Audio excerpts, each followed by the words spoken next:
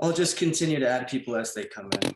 But just to quickly recap how this thing started, it was a cryptocurrency meetup in my local town, and we got shut down for violating COVID rules. So the following week, we went online, and we had a good turnout. It was 20 locals, and we just talked about cryptocurrency. But I figured that this could evolve into something much more and really bring a lot of great information to everybody. So I started reaching out to all the anarchist friends that I've met throughout my travels.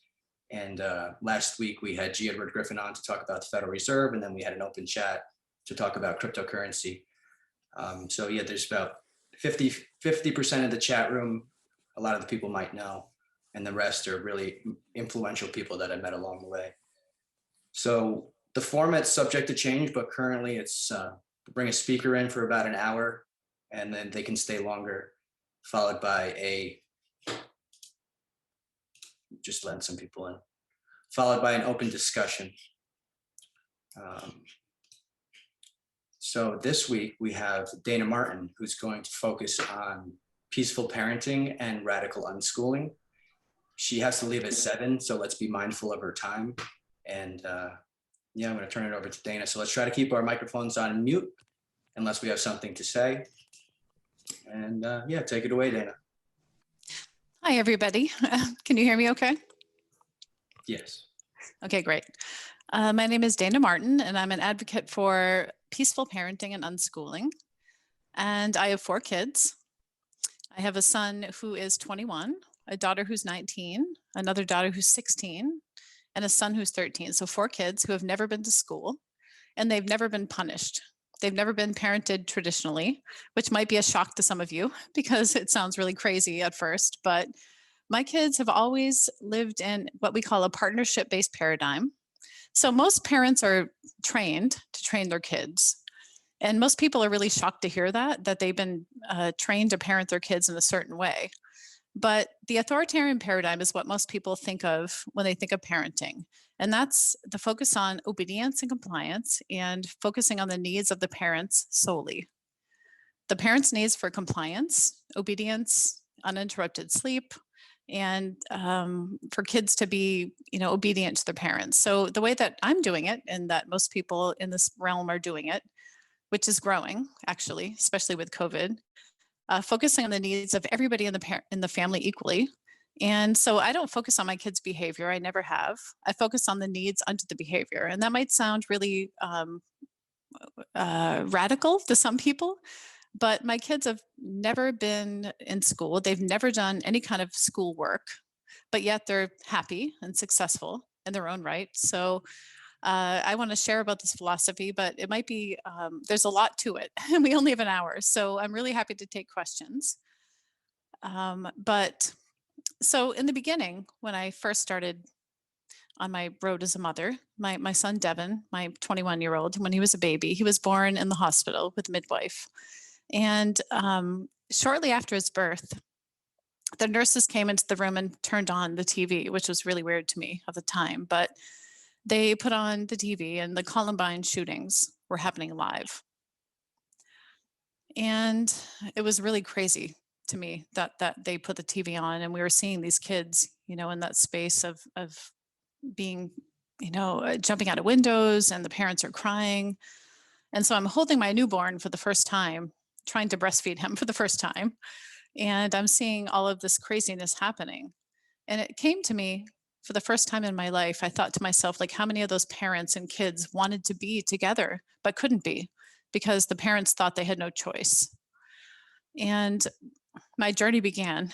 I think I was born a mother and born an advocate at the same time. And I thought to myself, my kids will always, always have the choice to attend school or not. That I felt that children forced to go to school against their will was violating human rights. And my journey started through that whole experience. And I never said to myself, my kids won't go to school because they'll get shot. Like, it was never like a fear-based decision. It was always a decision based on their choices and freedoms. So I began my journey thinking about what learning means, like, what is learning? And I learned that forced learning was not learning, that forced learning was unjust and against their freedoms. And I said to myself that I would always respect my kids. And in the same way my kids learned to walk and talk without classes, without force, they learned to read and write, and they learned everything they needed on their, journey to growing up. And the side effect of respecting them has been like strangely profound. To me, it came really instinctual to respect my kids and their choices. But to most people, they thought it was crazy that I wasn't punishing my kids, that I wasn't forcing them to do workbook pages and all this curriculum. The fact that kids can learn without force is kind of radical, but it's really worked for my family, and it's worked for thousands and thousands of families all over the world. I never knew that I'd be an advocate. In fact, I'm really shy by nature, and I never thought I'd be speaking on this platform that I have.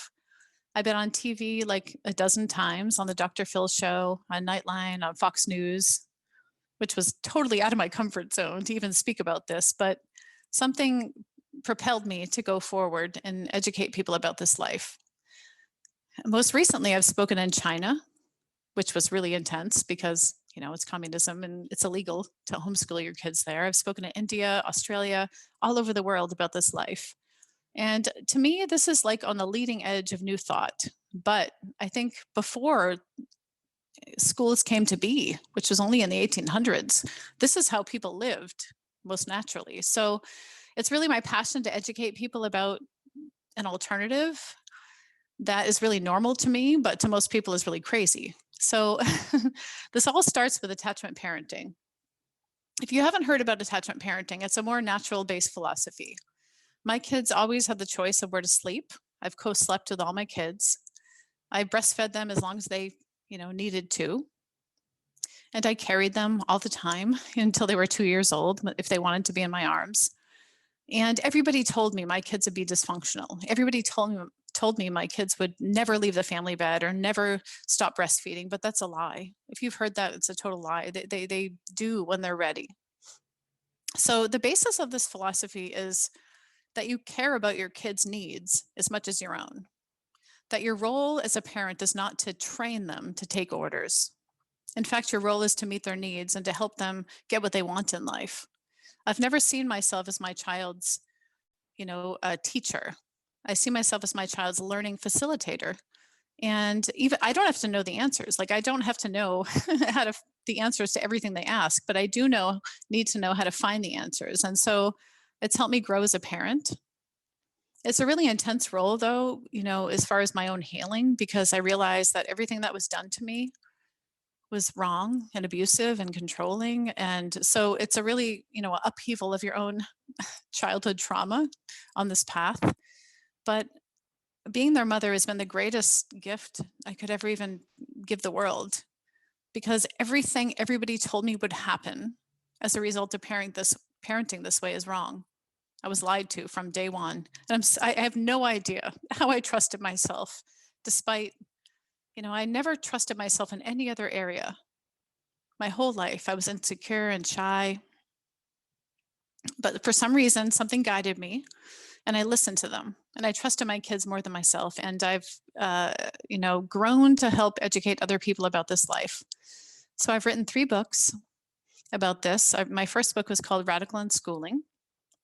My second book was called Sexy Birth, which sounds really weird, but I'm a midwife, so I've grown to help women bring their babies into this world with under their own power. And my third book is called Raising Rebels: Parenting Advice from the Girl Your Parents Warned You About, which I'm sure many parents warned their kids about me. But yeah, so whatever questions you have, I'm happy to answer. Let's start. Is this really crazy to most people to hear? Hi, Dayna, it's Mackenzie. Can you hear me? Yes. Hi, Mackenzie. How are you? I'm so good. It's great to see you. Sorry, I'm not on video yet. It's okay. I will be shortly, but just wanted to pop in and say that, yeah, in 2017, I went to your workshop and it totally shifted my paradigm as far as unschooling and teaching and parenting goes. my background is in education, so it automatically helped me see things that I always felt in my heart were right, but obviously the system does not think so. Anyways, I had a very specific question. Well, two questions, and you can answer whichever one you feel like. But first of all, I became a mother in 2020, and I know there's several new mamas in this group. And what a wild year to become a parent.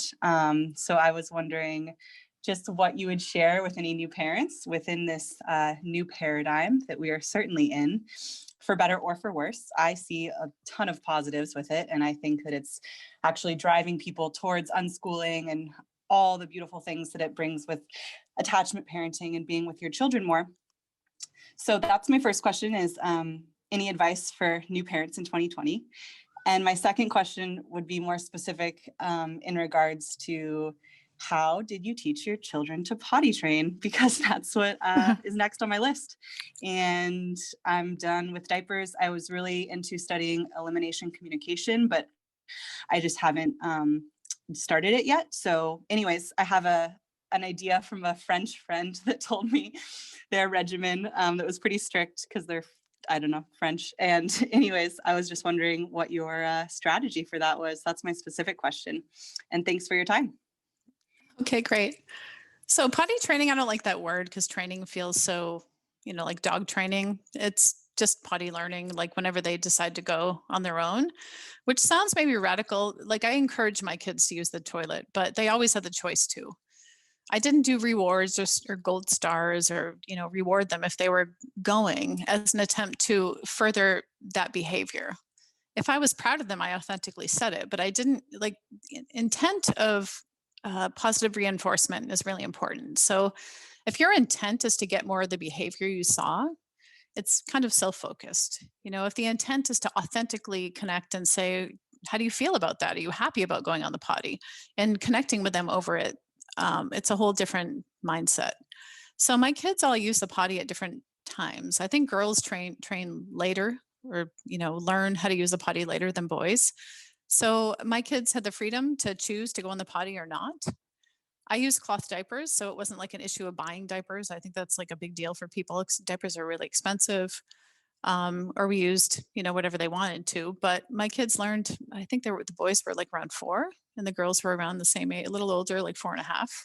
So it was more about honoring when they were ready and understanding that the potty can be really scary. When the toilet flushes, it's pretty intense, for most kids. So I just really didn't worry about it. I knew that they would when they were ready, but we have a lot of pressure from society.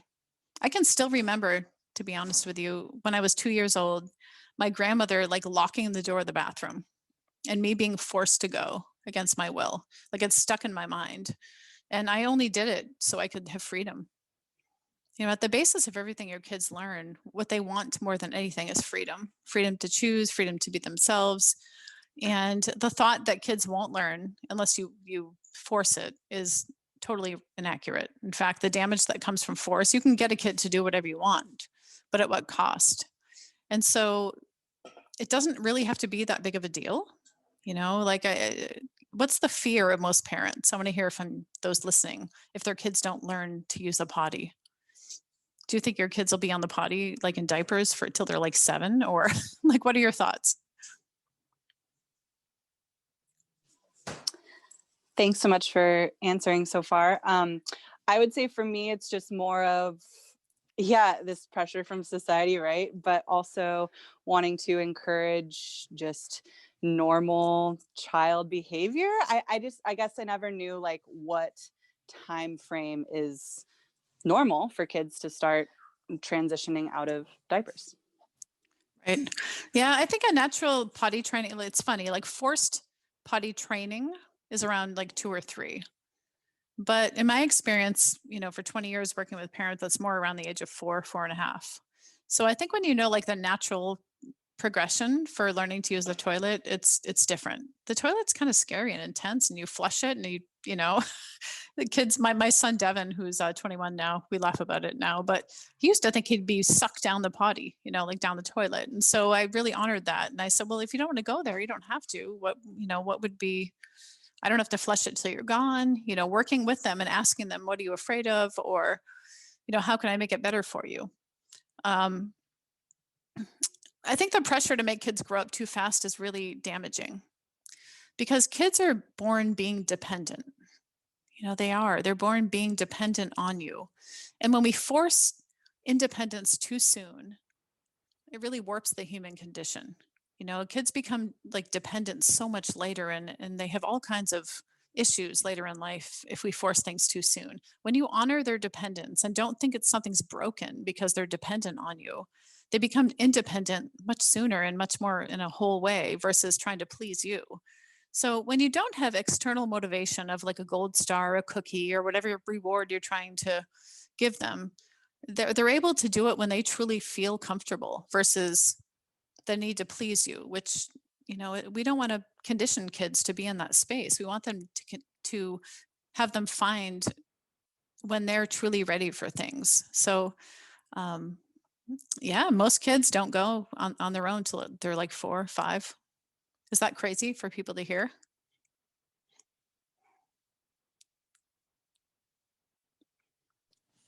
Hey, I have a quick question. So Sure. we have, our daughters are 12 and 6. And what I noticed is that, like, I was wondering what your connection to social media was with your kids, because they're kind of vary in age. And like, I feel like, I don't know, like, how much to limit it, like, to give them the choice to expand. But I feel like maybe social media and the world in general is forcing them to grow up. I've just noticed my 12-year-old go from like here to here. Like, her innocence just vaporized as soon as she got on social media or YouTube, this and that. I feel like it's a really intense venue, the internet, and I just don't know how to go about that. Like, do you completely, like, because now I'm thinking of my 6-year-old, do I completely limit that world and just like hide her from it? But that's kind of like the new age. So like, should I let her do it on her own time, or how should I limit it? I mean, the parental controls, kids are so smart now. I mean, they can do whatever they want, really. A great question. So it's important to first understand what control does to a human being.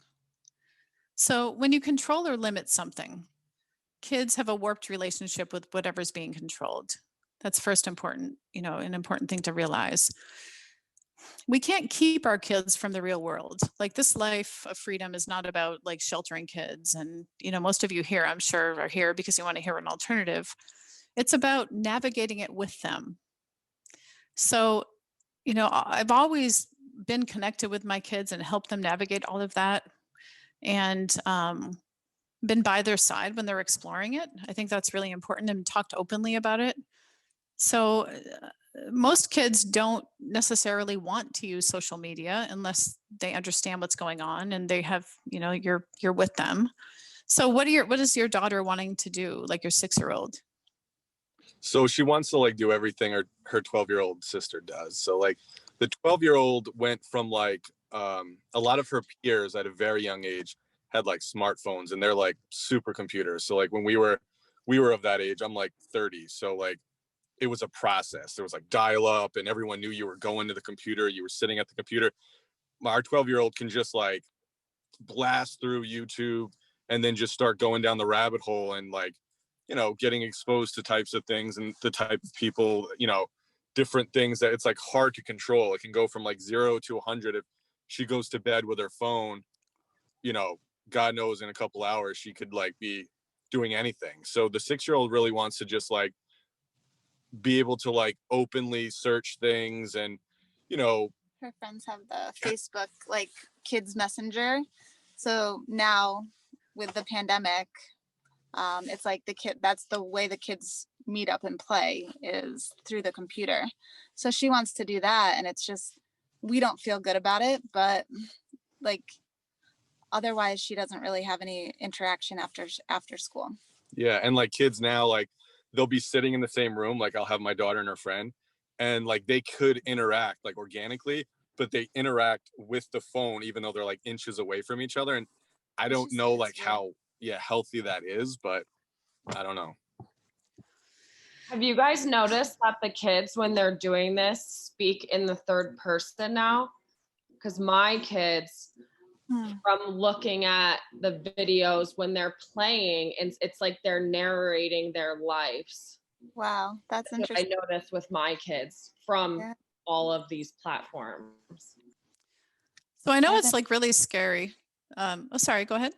No, I was just gonna say I haven't noticed that so much with our children, but it's interesting that I do notice that. Cameron, our older one, like she like lives through her like her avatars and stuff, and like she's always like trying to like dress them like her and then dress like them, and she like kind of associates herself with like this like Anime. she's really into like like Japanese anime, but like instead of I'm like that's awesome, like would you want to like learn about Japanese, I'm really into history, I'm like would you like to learn about Japanese culture and cartooning, and she's like nah, it's really just like being a character and talking to other people on the internet as this character. And I don't know, I just feel like she wants to just be on the phone constantly and doesn't want to like, you know, I feel like she's missing a lot of her life. I'm like, get out, like get outside, or do you want to go carve some wood and, you know, do something like, you know, like with your hands, like something tangible. And she just always wants to be in like a virtual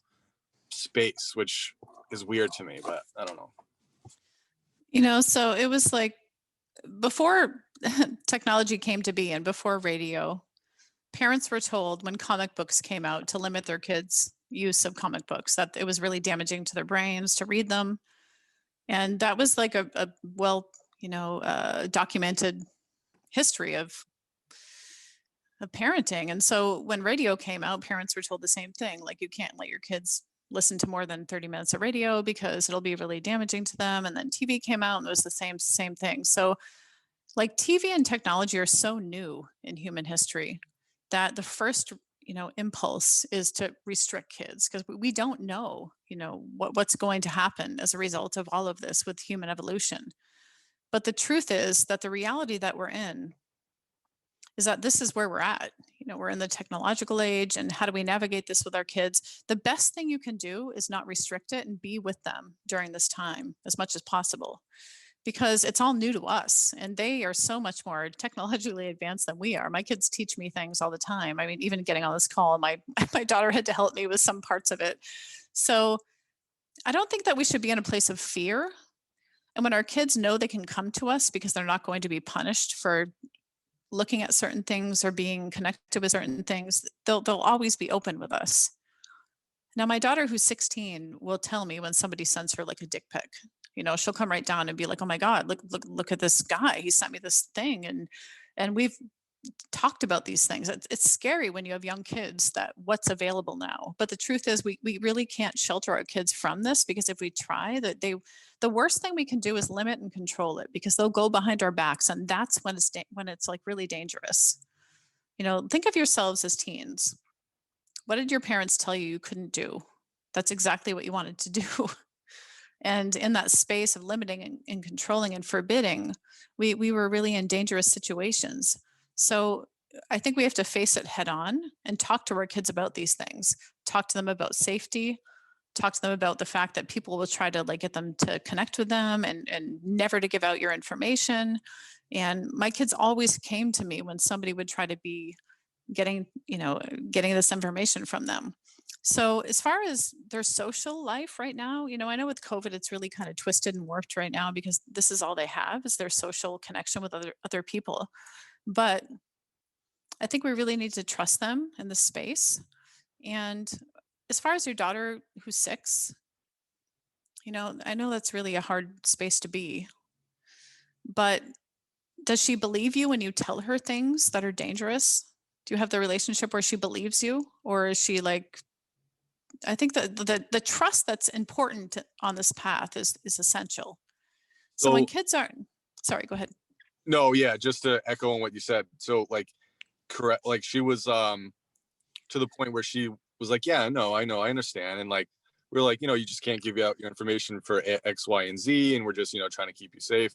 But like Cameron, she was so innocent that she was like really, she just had faith in like people in general. So like multiple times our 12-year-old has given out her information. Like someone's like, yo, you're going to win this sweepstakes. And she would just like give her, and like we had already been through the whole thing with her, like why you don't do this. And people have hacked her accounts because they're like, hey, if you give me your password to this account, I'll give you this. And then she gets locked out of all of her accounts. It's happened like multiple times. So she does like believe us, but I feel like a day spent on the computer. You're right. I kind of feel like the more open you are, because I do remember being in a similar space, but it wasn't like the internet, and I would just like I'd find a way, and like they'll find a way. And I did feel like I got myself in dangerous situations because there was like the undertone of trying to hide it. Therefore, I didn't have someone there to help me when I like was navigating like a tumultuous situation. But I just feel like the innocence got lost really quickly with our 12-year-old, and I'm just like worried about the 6-year-old. Like you said, like the dick pic thing. Like back in like when we were younger, it's like I wouldn't just walk up to someone and like, you know, take my pants off or something. So it's so easy for someone through this like screen to like expose somebody or to do something to somebody that they would normally like not do in a normal social situation. Yeah, it's like it's really extreme. Yeah. And I know what you mean about the innocence. You know, when my kids were younger, I could really guide them with what their, influence was. But as they get older and they have new needs and they want to explore more, it can feel like you're losing that. But the truth is their innocence stays as long as you're connected with them. And we can't keep them from the reality of the world. And sometimes we have to choose the less risky thing. It's not like our first choice as parents, but it's the less risky and the safer thing given our situation in our world right now. And so I know that them feeling open to talk to me about these things and giving them information is safer than forbidding it and saying you can't do this and taking their phones away, because that when they feel in that place where we're the wall between them and what they want to learn and grow and learn, expand from, and they can't talk to us about it, that's when things get really dangerous. So it's hard at 12 and 13 when your kids really want to learn about whatever their instinct is driving them to learn about and connect with. But parenting is really hard in that way right now. I know parents who have forbidden these things, and it's been really disastrous because if they don't feel they can come to you, they're in danger. And so I think being a partner with them and giving them information, and I know everyone's in a different place with technology. It depends on who you are personally. Some families don't allow any technology because they don't use it themselves. But when you're in a position where you use it, the do as I say, not as I do mentality will just totally crush your relationship with them. And so if you're using it for whatever reason and educating them about the dangers with it, I think it's much safer. So I don't think that any kids really will do anything or see anything or connect with anything they're not ready for unless we forbid it. When we forbid it, they want freedom above all else. They want freedom to choose. Kids are born with that. Kids are born with a desire for freedom. And when we're telling them they don't know, we know better than them and they can't do these things, it warps the relationship with whatever's being controlled, and they want freedom above all else, and they'll do things as a result of wanting that autonomy, wanting that freedom. And that's when you look back on your own experiences, that's what puts us in danger. So with freedom and connection, so know what they're doing. My kids were always in like a public area with me for the most part. Their computers were downstairs, even though like the house looked crowded, having everyone's computers and laptops and everything downstairs with 4 kids. It was still safer. At least I could connect to them. I knew what they were doing. Yeah, so checking on her and seeing how she's doing without shaming her, I think is really important, without shaming your kids, because it's a confusing world to navigate now, and we're learning as they learn. So I don't know if that helps, but I wouldn't worry about your 6-year-old losing her innocence. She's your baby, and if she knows she can come to you, it might feel like they're losing their innocence, but in fact, they're growing up. Mhm. And that's really hard. It's hard. You know, losing their innocence is kind of like this catch-all umbrella for saying that they're growing up, and we don't want them to. We want them to stay so young and pure and innocent for so long. And the truth is they're going to grow up, and they're going to grow up really differently than we did. The best thing you can do to keep your kids safe is to allow them the freedom and to connect with them and talk about things and tell them without shaming them and without making them feel bad about what they've learned and discovered, that it's okay, that they can talk to you about it, and that things might make them uncomfortable, and help them like tune into their instinct. I always told my kids, when you feel that feeling in your stomach that something's not quite right, listen to it. Listen to it. Like, leave the situation, leave the call, leave whatever you're engaged in. So we were so silenced as kids ourselves. We had that instinct so much, but we were told that we didn't know better, and that the adults in our lives knew better than we did, and that we had to obey above all else. And that really silenced that voice. But your kids have that intact. You need to trust your kids more than your parents trusted you, more than adults trusted you, because if you were trusted, you would have made good choices. You would have. You knew what to do. You knew what was wrong. You knew what was bad. But because people never trusted you, it really warped who you were. So we're kind of always projecting based on who we were as kids. Our kids are evolved. Our kids know things we didn't, especially when we trust them. And so I think that's really important, that even though you didn't have that experience, that your kids have you who trust them. And their experience is going to be very different than what you would have done. So I know it's like new territory, but trust changes everything.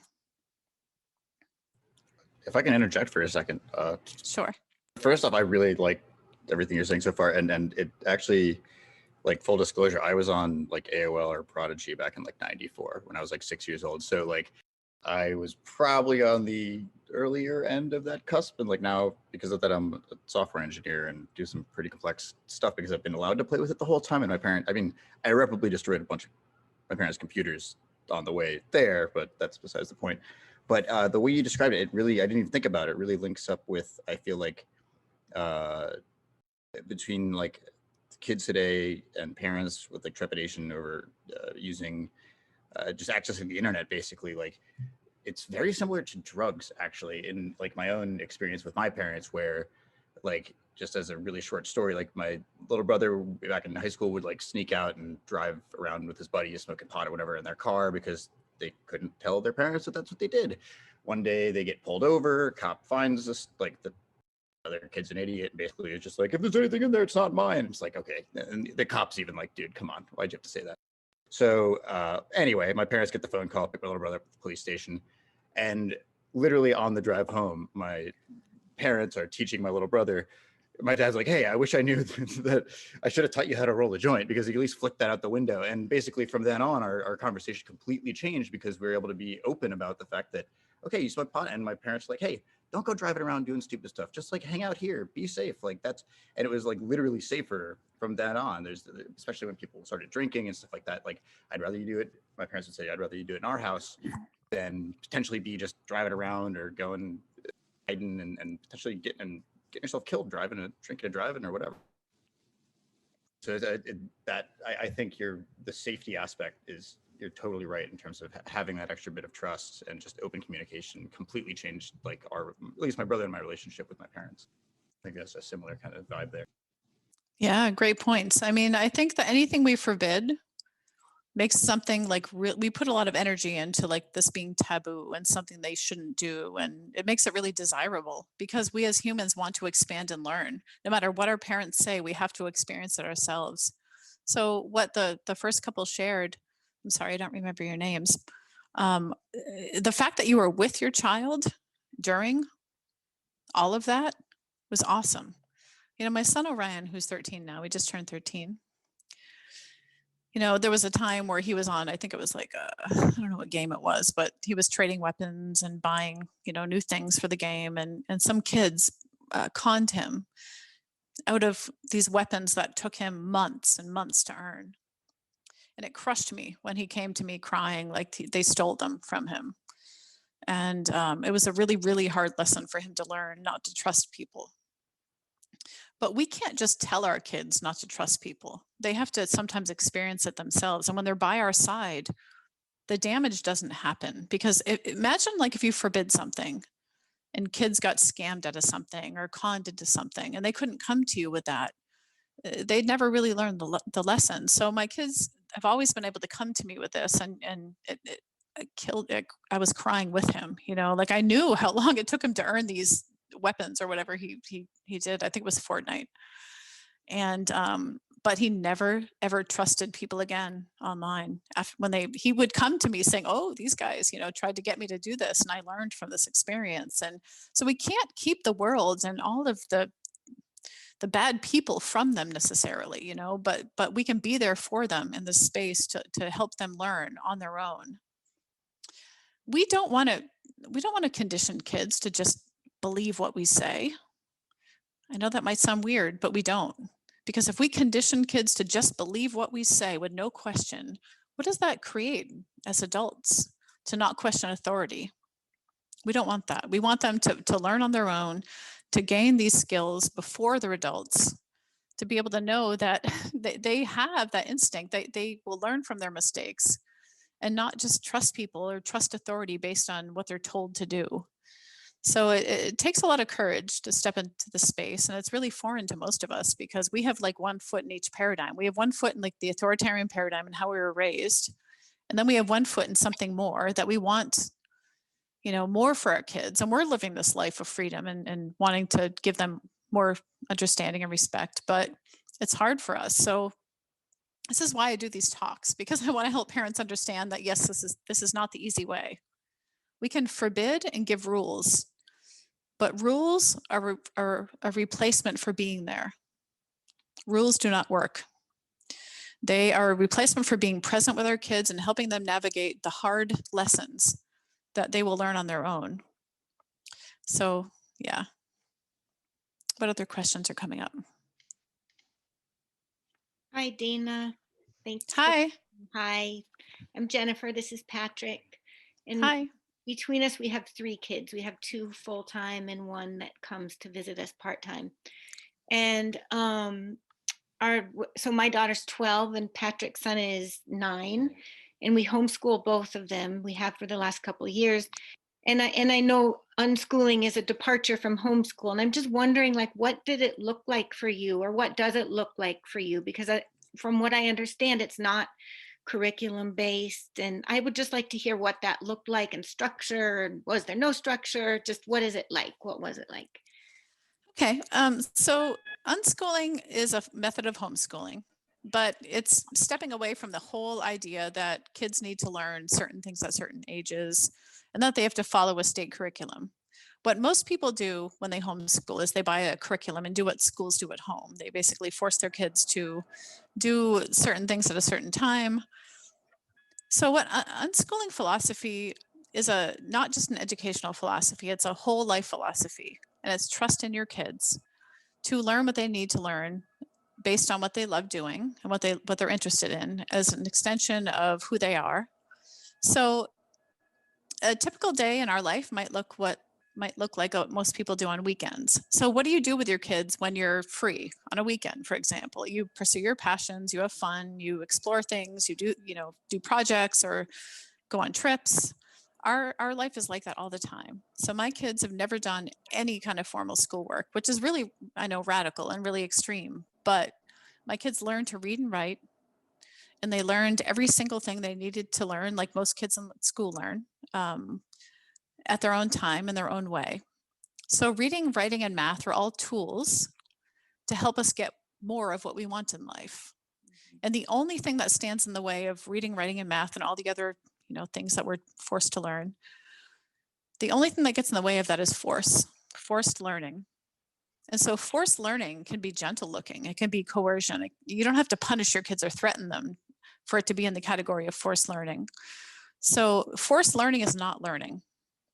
When you're forcing somebody to learn something or coercing them or giving rewards or threats, people never really learn what we think they do. They learn to take orders. That's the above all message. And so when my kids had an internal motivation to learn something, to help them get further with whatever they were interested in. They would learn it really easily. And I know it's kind of a hard concept to grasp, but you know, I've never ever lived in a space where I feel like I need to force my kids to do things against their will. So my son Devin learned to read and write when he was 9. So let me just start by saying that the idea of like kids having to learn at 5 or 6 to read is completely false. And when you research the history of schooling and why that is, you learn that the only reason kids were forced to learn to read by age 6 was because the curriculum after 2nd grade was all in the written word, and it would be impossible for the teacher to cater to everybody. So the needs of the school came before the needs of the learner. Now, natural reading and writing is anywhere between the age of like 5 and like 14.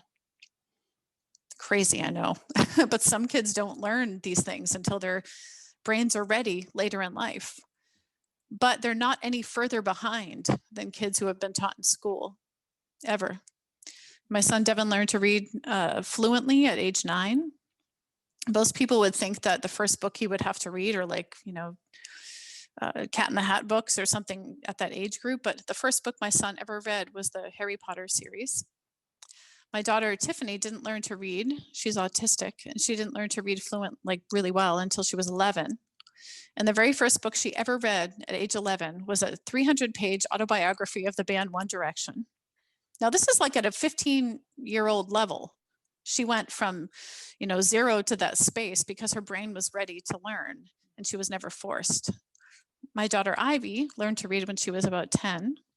And the first book she ever read might shock you, would really shock most people. And I'll tell you, it's hard to be honest about this, but I will, just for the sake of learning. The first book she ever read in her life was Marilyn Manson's autobiography, The Long, Hard Road Out of Hell. But she did come to me and say, I don't want to read anything sexual, so can you read this first and let me know what pages that's on? Because I'm not into that. So I would tell her, you know, I'd kind of mark the book. And my son Orion learned to read when he was 8. He was the youngest, and he learned to read through gaming. He wanted to chat with his friends. So in the meantime, you know, during all that time, I'm so grateful that they were able to pursue what they loved and could expand on their interests. Before that time, they didn't have all that wasted busy work. Everybody warned me that if you don't force this at age 6, they're never going to learn. And it was completely a lie. It was never true. So a typical day in our life looks different in our family than it would in yours, based on who my kids are and what they love to do. My son Devin's 21 now, and he's in Ohio, and he has his own computer business. He makes games. He's a gamer. Well, he would hate that I said that, actually. He always corrects me. He says I'm a programmer. So he has his own business programming. My daughter Tiffany, who's 19 now, she's a influencer and a model by profession, which took me a long time to get over that whole scene, because in the beginning, I really didn't like that she was in that. You know, I had to get over my own beliefs surrounding what that modeling scene would be like. But she asked me to manage her career, and I make sure everyone's respectful to her. But she really loved to do that. And she makes really good money doing it. And it's very fulfilling to her. My daughter Ivy, last year when she was 15, said, Mom, I want to be a veterinarian. I'm going to get into college.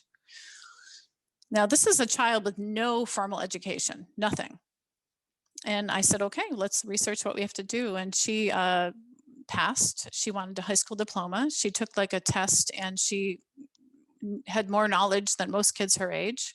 She's now in college and has been for a year, studying to be a vet. And my son Orion is always in the space of, he's my baby. So he loves doing what I'm doing, but he's cooking and gaming and doing other things. But all of my kids, I feel, are successful in their own right. It might not look like what most people want their kids to do, but my belief is that to be successful in life, we have to be happy. And we can make money off whatever we love doing.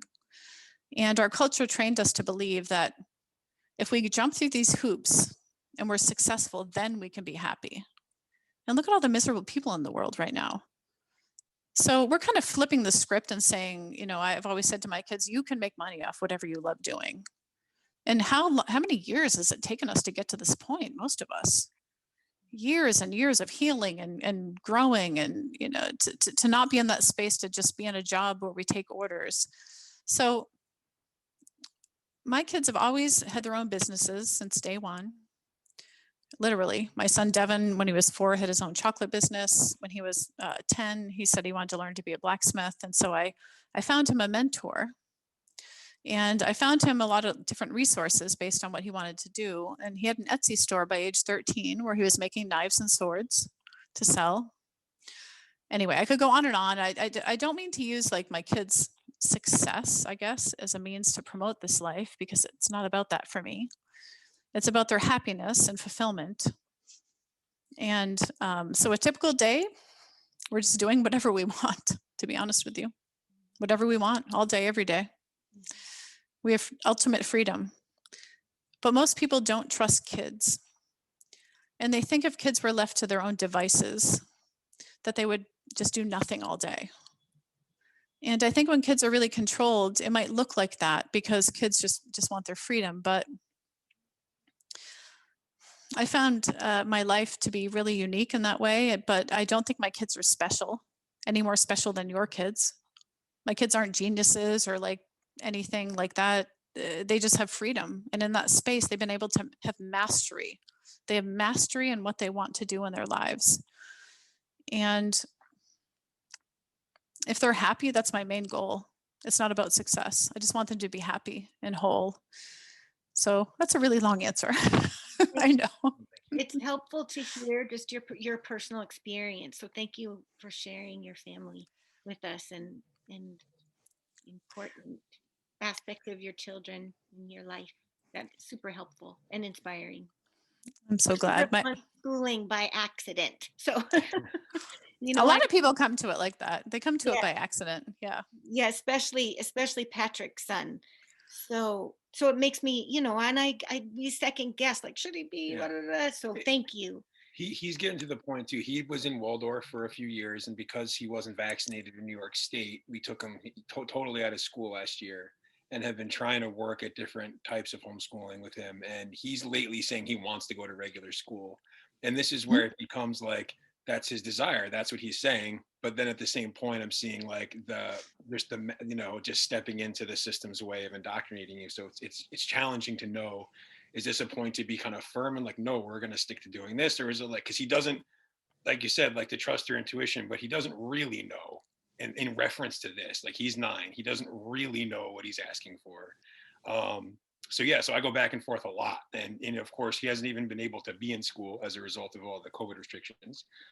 So I've gone back and we've gone back and forth just thinking about that, like what, because it is coming from him theoretically, but, so.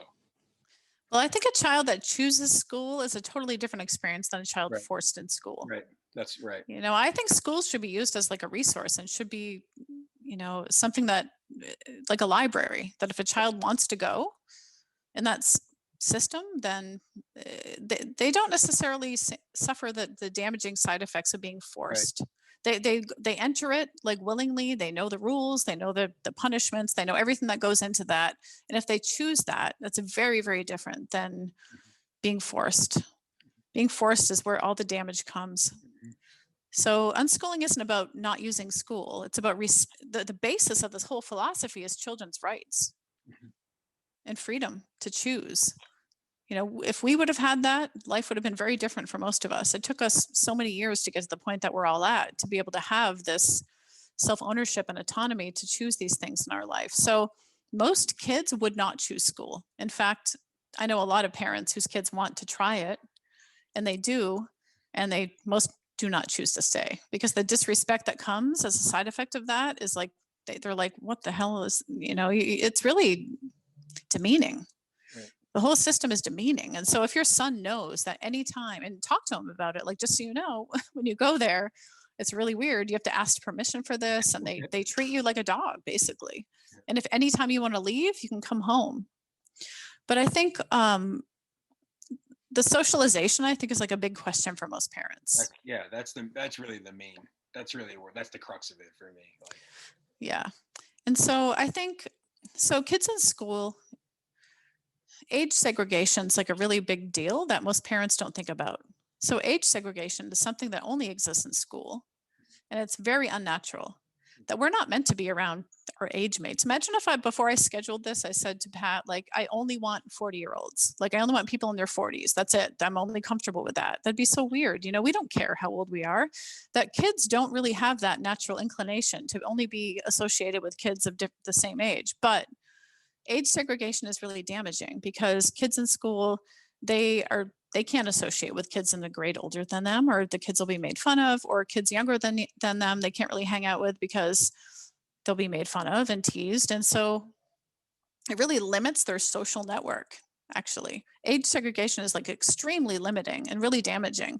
So when human beings connect based on their interests and what they love doing versus the fact that they're the same age, it really expands so much. My kids have friends of all ages. They always have.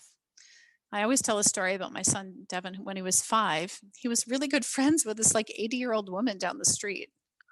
It was so cute, you know, like he'd go down to see her and she taught him how to knit.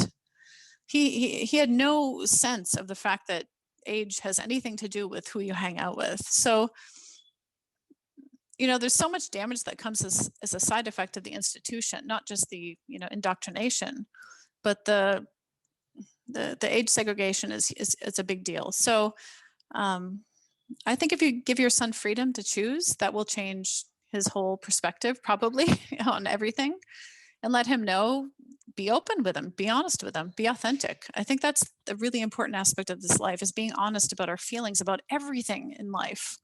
Letting him know, like, you can go, just so you know that this is how it is. And if anything feels wrong to you, you can leave anytime. I know my kids have a much big social circle based on what they love doing. But the thing I love most is that every child has the freedom to choose who they are socially. Now, my son Devin was like a really happy being alone. Like he had a couple really good friends. He had one really best friend, and they were such a great pair. You know, they were friends. They're still friends from age 5 until now. He was best man at his wedding, and I don't think that we need the social circle that we're told that we do in our culture. My daughter Tiffany, she loved being around a lot of people, so I really had to facilitate that for her because she loved a lot of friends. So we joined dance class, different things she wanted to do to bring people into her life. And so we're able to personally cater to each child's social needs. Think about the friends you have who are in school, who are like total hermits now. You know, like it's not like being around a lot of people conditions you to be like that your whole life. Some people just are, you know, loners, and there's nothing wrong with that. So facilitating your child's needs and learning and social needs are really important. You're welcome. Okay. Hey, Dana. Hi. I would like to ask several questions, actually. My first one would be about technology. So we had several parents who were describing multiple situations, how it's being when the kids are at devices. And I have a 5-year-old daughter. She just turned 5. And I'm basically 24/7 on my computer. I'm just working. When I'm not at when I'm at home, I'm just doing crypto stuff and trying to provide extra, because the money that I get from my normal work is not really doing us much good here. So I'm trying to squeeze as much time as I can into my online work, besides, of course, having time for my family. And my daughter's picking up on that a lot. Of course, she wants to spend time with me, and then she comes to me and tries to share this time that I have on my computer, and like trying to seeing what I'm doing there and taking over my computer, taking my hand away from my mouse, trying to take over the entire work that I'm doing here. And at once, I don't really want her to be on a device in general, because me and my wife, we think that each time she spends more than half an hour on on a smartphone, for example. She's not allowed to use a smartphone usually. Her behavior changes immediately, and she becomes hyperactive and even aggressive if we take it away from her. And we can see that also when she's with her grandmother, who allows her to be on a tablet. And then the other side is that I'm having trouble explaining to her how there is this line between me being at home, spending time with her, playing with her, just having our private time, and then there's this time when I'm being at home, but also just needing to work, and I can't just lock myself in or something like that. I don't want to do that, and it's really tricky for me. And she even wants to spend more time now with me because of this than with her mother. And her mother has more time. She's staying at home and it's basically 24/7 time to spend with her. And obviously she's now yearning for this time that I can't always give to her, but I really want to. So I'm struggling myself just to find this balance in between. So one is my question: what do you suggest to me how I should handle this? And then the other question is, what do you think about how technology does to young brains, especially now not teenagers but pre-teens? Great questions. I wish I had more time with you guys. I so do. I'd love to come back in a couple of weeks whenever there's a free time, because I feel like we barely touched the top of the iceberg of all this. But so the behavior that you're talking about, I have to just be upfront and say it's the control and limiting that is causing the behavior, not the technology. Now that might be shocking to hear, but it's the truth. That when parents take something away, whatever they're fearing or whatever they're limiting, we blame our kids' behavior on that instead of understanding that it's the control and taking it away that is causing like this negative reaction. And so we live in this space of not really facing that because we see it and we almost punish them for what their desire is by saying, look at your behavior, look at how you're acting after being on this, when in fact they're just wanting freedom and they don't have the skills to really articulate the fact that, no, you're taking it away from me. I was in the middle of something, or I wasn't done this. It takes a long time to work through a game or to work through a video, and it's the control and limiting that causes the negative behavior, not the game itself. From my experience, I've been working with parents for 20 years, and this is really common. The same thing happens with foods. Like, say you give your kids more freedom with foods and they're choosing something that you're nervous about or have limits on, and they eat it. And then you instantly blame what's ever being controlled versus the fact that it's the control and the limiting and your interaction that's causing the negative behavior. So, I mean, I feel like with that connection and freedom, it doesn't cause it. It's how we're interacting with our kids that causes this behavior.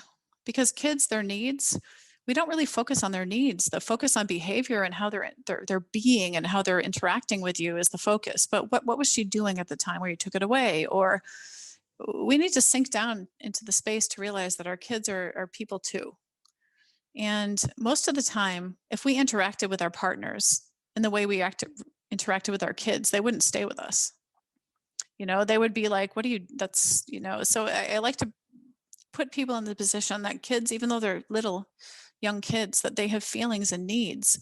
And when you focus on the needs under the behavior changes. So I don't know your situation, only hearing a tiny bit. Like, I can't speak on all of it, obviously, in such a short amount of time. But I feel like with freedom and connection, that kids will find balance with all of these things. When we make them taboo, they overuse it. And also, kids see whatever they love and they're interested in as an extension of themselves. And when we have issues with something, whether it's what they're watching or what they're doing or what they're interested in as bad or junk or something that needs to be limited, they really can't separate themselves from what they love. And so they internalize it so much, and they feel something's wrong with them because dad or mom doesn't like what we're interested in, and something's wrong with me. I must be bad. Like, what's wrong with the fact that I love this thing and they're telling me, no, you can't have any more of that, it's bad for you. But yet they're drawn to it.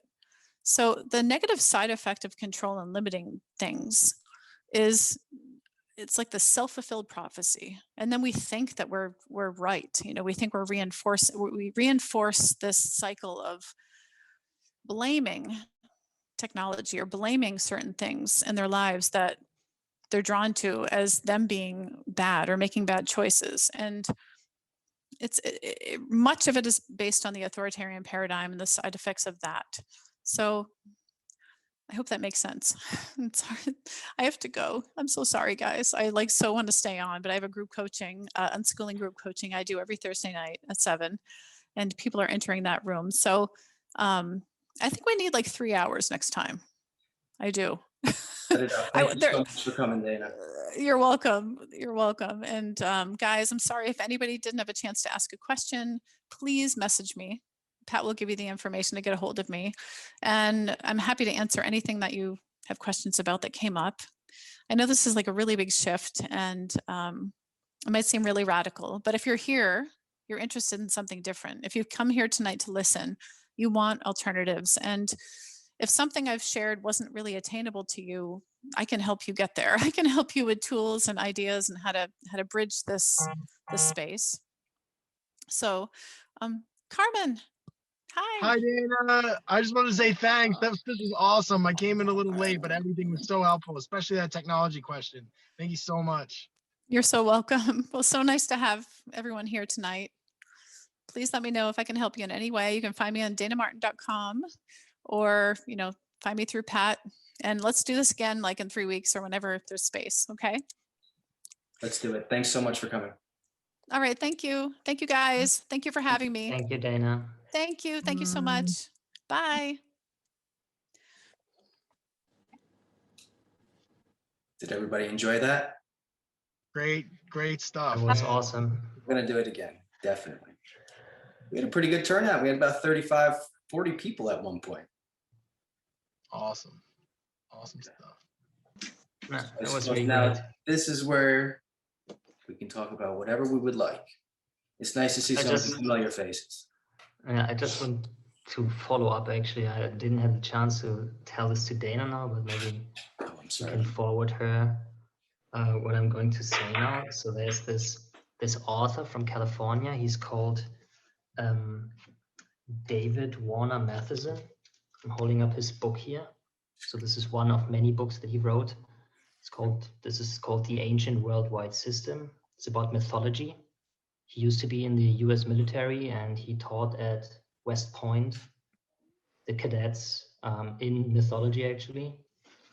And the actual book that I wanted to mention from him is called Myths and Trauma. And in this book, he talks about his decade-long research about how mythology and religion is all over the world, painting a story of star myths, how the constellations in the sky teach a story of what he thinks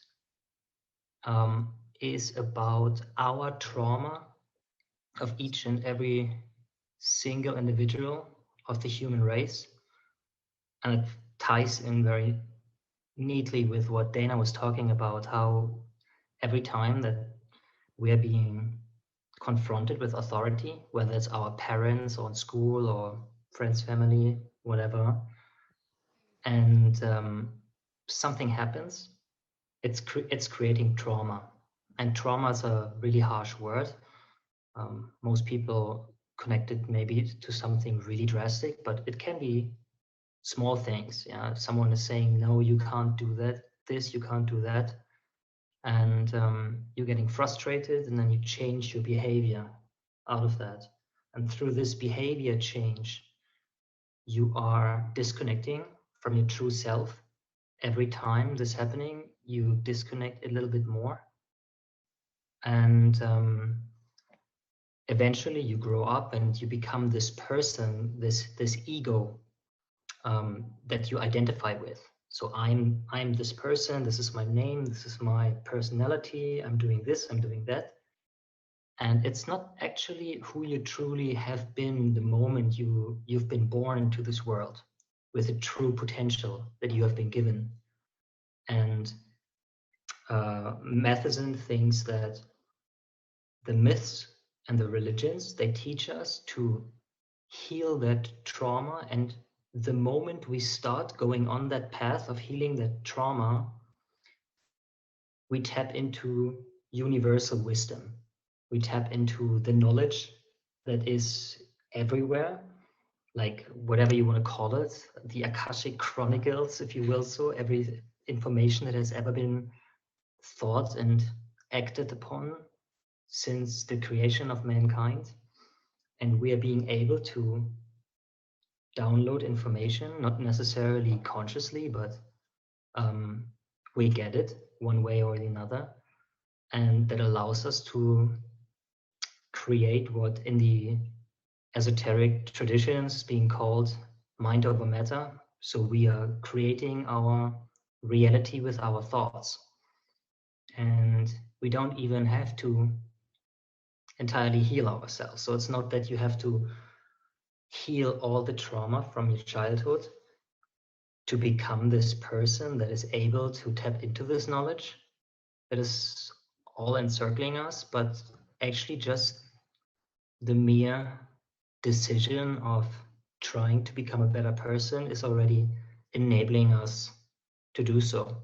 And it's really interesting. I just wanted to drop that, and I will put a link to Amazon, to this book, into the chat here, because I really think it has helped me a lot to connect it to what happened in my life and realize that I do really see a certain truth in what he's talking about and that.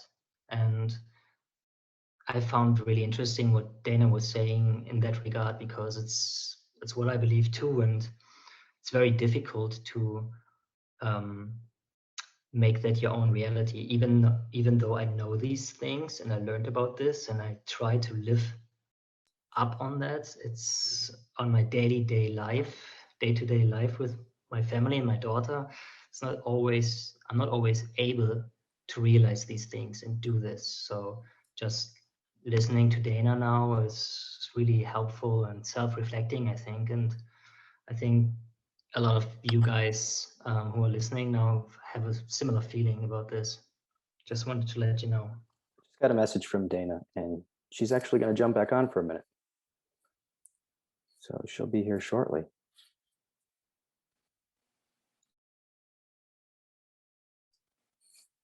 Feel free to keep the discussion going. I'll let her know that I told everyone. Hey, what's up, Pat? Hey, what's up, So, Sal? I was well, listening to her, I was thinking of a lot of stuff, but like, I wanted to kind of free the floor up a little bit. But like with our daughters, we ended up putting, we didn't have like such a radical, like she says, philosophy on things, but like we do see it that way. It's just that it was like society didn't give us like really the space to do that. Like we started with like, well, it's not like Waldorf. So it's like nature-based learning. So the kids were like outside. They were just like staring at a book. They were like asked what they liked, and then like, kind of like free schooling. yeah, it's like a free schooling. They were like learning like how to like take apart a washing machine. She was like 5 or 6 in school, and they were just straight up just taking down a washing machine, just letting them explore like tactile things and just like, just seeing what they were interested in. And we started that road because like we weren't vaccinating. So like normal schools really like were like looking for our paperwork and the kids' records. And we kind of wanted to like swerve that. So we started with this, and the girls loved it.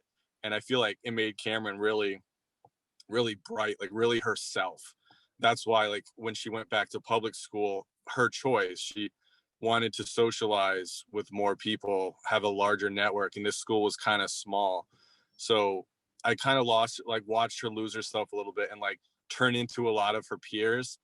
And we would homeschool on and off. We did like how many years? A couple years homeschooling. 2 years homeschooling. Yeah, she always like went back to school on her own free will.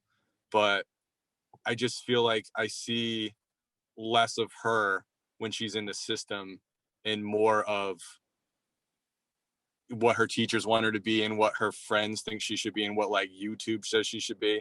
Like And I look forward to these breaks that we have in school, like next week, them having a week off, because I feel like we reconnect with them again. And then once they go back to school, I feel like we lose some, not everything, not like it doesn't go out the window, but I just feel like part of them, we just lose that connection.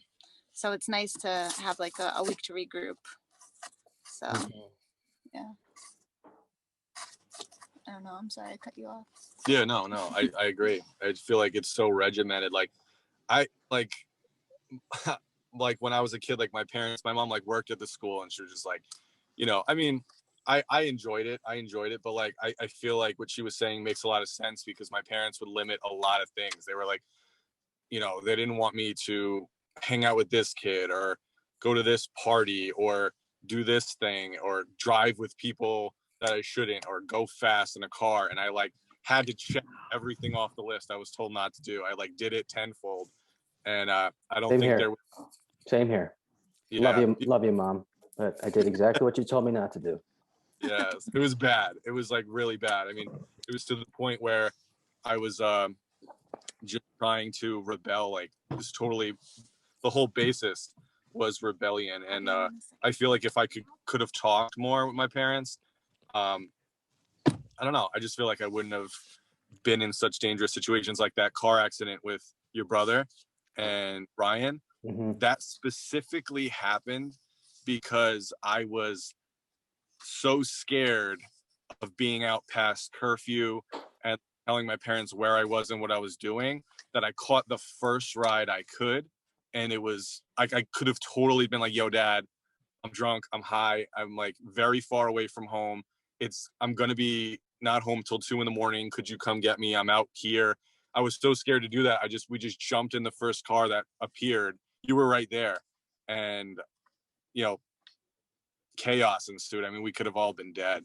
And I really feel like that was just like not being able to openly and friendly communicate with my parents. I was just like hiding a part of myself.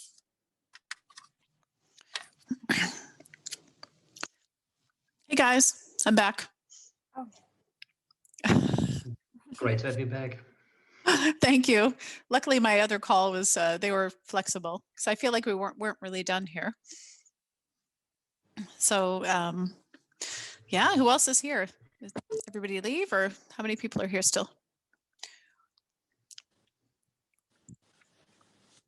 Like a bunch. Yeah, There's a- still, Good. still 25 people. Okay, great, I can great. text Let's Carmen and tell continue. him to hop back on because I know he did have a question. And he's Okay, great. he's expecting shortly. So I know, it's so exciting. cool. I'll text him. Okay. Yeah, in the meantime, I was just talking about this book that I read called Myth and Trauma, about how the myths and religions around the world supposedly are connecting to a greater star myth constellation story that teaches about how we are all being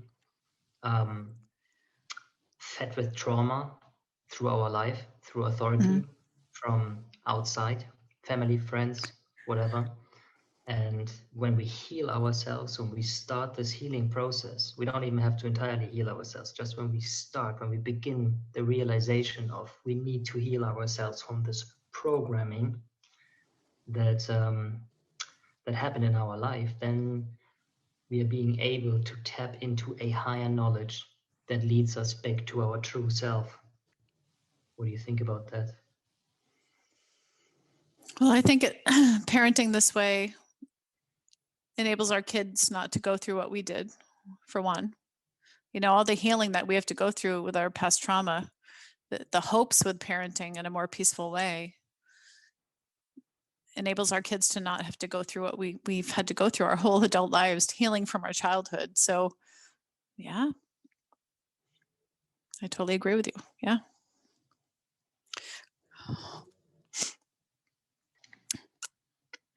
So I'm living in Germany, and there is no such thing as homeschooling here. That's totally against the law. People are doing it And, though. The translation of my book in German is the biggest selling book out of all my out of all my books. So it's a huge movement in Germany unschooling right now. Yeah, I believe that. I mean, You make Waldorf something forbidden. schools. Yeah, Waldorf schools are huge in Germany, and the whole. I mean, Rudolf Steiner himself was a German, and my daughter's going to a Waldorf kindergarten, and yeah, she loves it. But I mean, kindergarten is a different story than the actual school, and we're planning to put her into a Waldorf school, which of course is a great alternative to the old Prussian system. I mean, if you're not familiar with that, but the Prussians actually invented the school system that is now being used all over the world. So it's also coming from Germany. So we're all learning the German system basically. And I try to avoid that for my daughter because I have suffered greatly from school. Yeah. I mean, I still had nightmares of still going to school a decade after I finished school. And these nightmares were all about like me still going to school, although I'm already 30 and beyond. And yeah, I don't want my daughter to share the same fate. So of course, well, if it's is an alternative, but it's still not fully under my control. You know what I mean? So what do you suggest how I should handle that? A lot of people come to this life through the Waldorf filter, especially now. It's funny. Like I gave a talk maybe 10 years ago at a Waldorf school, and people were pretty receptive of it. But when it came to technology or anything like that, people were really resistant to it because they were scared. Rudolf Steiner did great work, and I really admire him. However, his philosophy came to be way before the technological age. So I don't know how he'd face and how he'd handle how things are done now. So Waldorf school is definitely like a step away from the more public school mentality, but it's still within the authoritarian paradigm. We're talking about like a whole paradigm shift. And even though Waldorf curriculum is different, it's still within the same framework of the authoritarian paradigm that we know better than our kids to learn certain things at a certain time. Now, Waldorf school, when I first walked into a Waldorf school, my son, Devin, my firstborn, was 18 months old. I was so in love. There was a tree growing out in the middle of it, and it was gorgeous. And all the wooden toys and everything felt really true to my nature because I was really naturally minded. But once we were in there, it kind of shifted because the control surrounding what my kids were drawn to and what they believed was okay felt really controlling. In fact, parents are told in some Waldorf schools that their kids shouldn't use technology. Parents sign contracts over here anyway. I don't know what it's like there, but I've worked with a lot of Waldorf parents who are told that they have to live in a certain way that felt out of alignment with them. So I think Waldorf is a great step in this direction, but it's still controlled. And what I'm promoting is children's choice and away from control altogether. So Waldorf is great, and Montessori is great. There's a lot of like philosophies, educational philosophies that are really great, but it really doesn't matter to me. Like what comes down to it is my kids' choice and where they're comfortable and how they want to learn. So it's really like throwing away the whole paradigm of like us thinking we know better. So you make something forbidden and people want it. So I've been asked to speak in Germany, but I've been also warned not to go there because I'll be arrested. I don't know if that's true. I wasn't arrested in China, so Germany might be a good, might not resist what I can guarantee you, or well, maybe not guarantee you, but Germany is as much as a free country as the United States. In many regards, I would even consider it more free, even though people are a little bit more blinded in many ways, at least a certain degree of the population. But you are free to say whatever you want. And if you come here to speak, you will be greeted with open arms for sure. Okay, maybe I should go then. But to me, it has to do with whether your kids want to be there or not. If your child loves to be there, then they can get a lot out of any philosophy. But if it comes down to them not wanting to go, I would never ever support an institution or a philosophy over my kids. You know, when I have the agenda of my kids first, it changes everything. So I give my kids like a whole world to learn and grow from, and they choose based on what what I can give them. And so I don't think anything's inherently wrong with these places if your kid wants to be there, but the institution is still dogmatic, quite frankly. You know, it is like Waldorf is really dogmatic, and really it's it can be scary to some parents because the conditioning that happens with the fear-based philosophy, if anything's motivating you through fear, it's kind of, not the direction we want to go. And if parents are being feared by propaganda against technology, against, our modern culture, it can be really confusing for us because we really want to do what's best. And we're turning to something alternative as experts versus our kids and ourselves. So that's my issue with Waldorf, is the dogma associated with it. I don't know what it's like in Germany. I know what Waldorf is like here. It's pretty intense. No, I think it's pretty much the same. I mean, the fundamentals of Waldorf are probably everywhere in the world the same. And from what I'm not an expert in Waldorf whatsoever. My wife, she's a doula. Oh, I don't know great. if you know that term. I'm a something doula like as a well. midwife. Yes. Yeah, right. Mhm. And she wants to become a Waldorf teacher. And that was actually my first confrontation with Waldorf schools and Rudolf Steiner in the first place. And we went to a seminar, and it was exactly like you described. They had immediately certain guidelines and rules and talked about what they don't want the parents to do at home. They don't want, and the same with the kindergarten as well. From my daughter, they tell us they don't want them to be on the phone or on computer and stuff like that. And we have our own restrictions regarding that already, but nevertheless, we already feel pressure by the kindergarten that we should do this or shouldn't do that. And yeah, I don't feel 100% comfortable with that. I think anytime you're pressured to be anyway because of a different philosophy, like I think a lot of people come to Waldorf because they don't want to be in the current system, and they think Waldorf is, the answer. And anytime anyone's telling you that something that your child is drawn to is wrong, it kind of creates an environment for dishonesty. I'm working with a client right now whose child was in Waldorf for a long time, like years. And she wouldn't let her son use technology because she didn't want to get in trouble. Waldorf school creates the warping of the human condition in our current state of where we're at right now. And I really warn parents against going in any direction that feels like if anytime you're feeling pressure to be something other than you're not as a family, you should really rethink it. Because, it pulls you out of alignment with your own truth. And I don't think technology is inherently bad. In fact, Rudolf Steiner wasn't alive now. Like we can't base a philosophy based on this man who wasn't even alive during this time. So it's impossible, just like the Bible, basing like your life on biblical philosophies is not at all applicable to now. You have to really rethink it. And,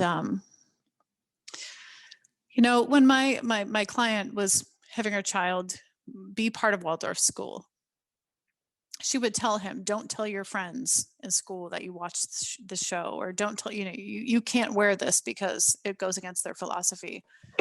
Anytime you're asking your kids to lie or, become out of alignment with anything that they're drawn to is damaging.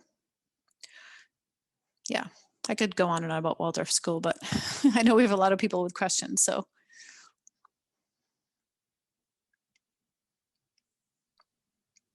I have a quick question Sure. about discipline. I have a good question, but I hope my phone doesn't die. You can go first, Carmen. All right. So what is the solution for children who like to overstep physical boundaries? Because obviously, a lot of people aren't exactly down with, teaching them in that same capacity, like, in like retaliating against them. But there's also children like I know like 3 and 4-year-olds who can't even like understand when their mom's trying to tell them that what they're doing is wrong. And they're just kind of caught up in like the frenzy of the moment as they sort of like take advantage of their siblings or like pets or even like the parents. What is some of the ways you work around that with children who display that kind of behavior?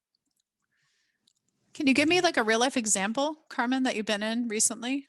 It's All really right, helpful to so- like hear like a real life example. All right, so I call it frenzy mode when our 3.5-year-old starts kind of like she gets real excited, and after she gets excited, there's like no calming her down. Like she's just like throwing stuff, whether she's like trying to make a mess on the floor or like trying to throw stuff at her mom.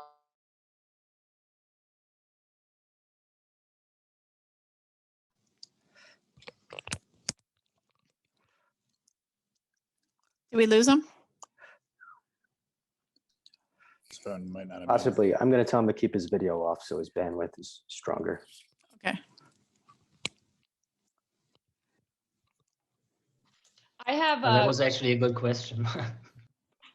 I have a question on how you're dealing with so I have 2 children that are 5 and 7, and just their mental health right now and their hyper awareness of everything going on with COVID and mask wearing and the shame of COVID right now.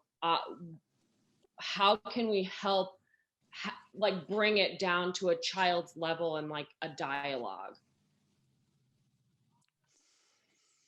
And I don't mean it in an offensive way, bringing it to a child's level, because we speak to our children normally, but it really affects them. And we still wanna, and I know that Sal touched on it before, like create the safe space and maintain innocence of children. But, the kids think the world is bad. It is, but it's, like hearing that from your child, and that,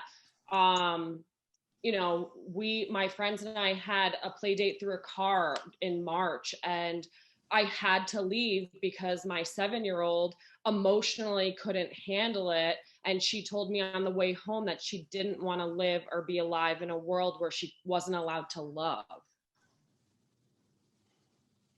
Wow. Yeah. How have you handled it up until now? Like, what have you said?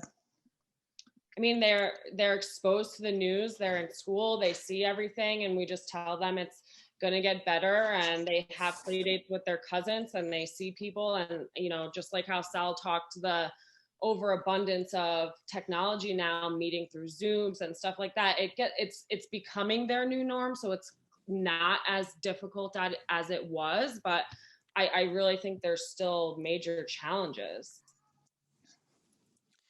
And I think being honest with them about how you feel about it is the best way. It's a really scary, sad time right now, and we can only shelter our kids so much from it. Letting them know that you're there for them and that you're going to navigate it together and that they're safe with you is the best way. But the truth is the truth, like it's hard. Talking to my mother today, trying to educate her about how our culture is becoming more communist and like everything there was hard for me to say to her, actually. But I think being true to yourself and being honest and authentic is the only way to be. And so letting them know that they're protected with you, and that even though things are really hard right now and that you're struggling and that life hasn't been like this forever, we can't hide or keep them in a space of not knowing what's happening. But I think that also letting them know that most people are really being kept in a state of fear. that, explaining what fear is and how people are controlled in that space, and that your life is free right now to a certain degree. you know, um, it's not easy. I'm learning now too. This is the first time I've been in this situation for the last year with my kids. So, what I've done is just being honest with them. We don't watch the news, actually. I haven't watched the news in like 5 years. So I don't, the only thing I really care about is what my kids are learning from other people. But sorry, my phone is really screwed up. Ask me a more specific question about that. I guess I'm just trying to like gather my own thoughts and what my, like, how to narrow it down. Yeah. How do you explain corruption to kids? How do you explain what's happening right now? We're learning as we go, but I think,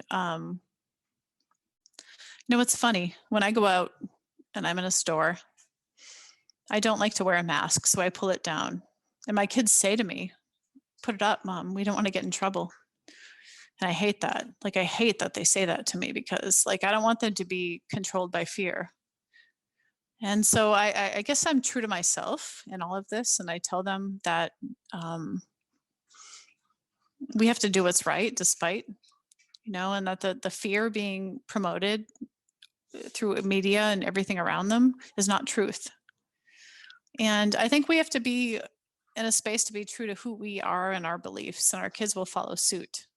Because of their own conditioning with your kids in school, it might be challenging, but I think if you are true to who you are, they're going to either, resist it or embrace it. But my kids have always been part of this movement, so they know who I am.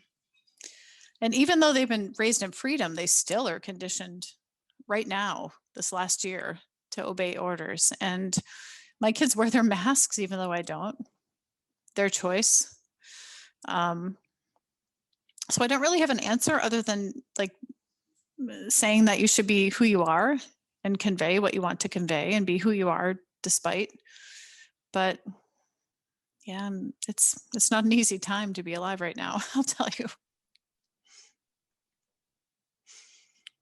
But I explained to them like that the media is like false, and this is my own beliefs, and if anybody believes otherwise, I respect that. But my own beliefs are that this is all a control game, and I tell them the truth, and I show them videos. I have like people that I watch and follow, and I have the videos playing when I'm making dinner about, from like Mark Passio and other people that I really like.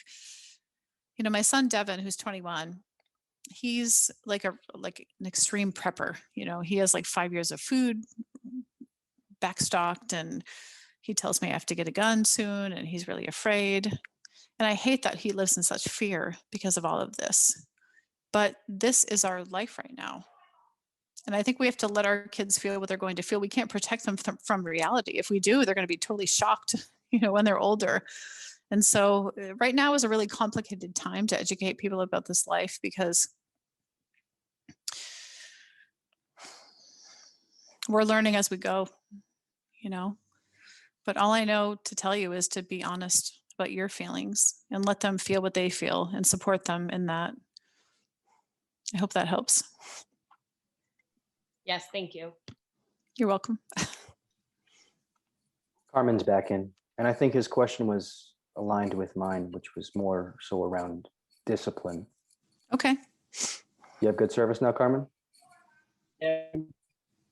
Coming through here now. I'm all plugged in. I can hear you.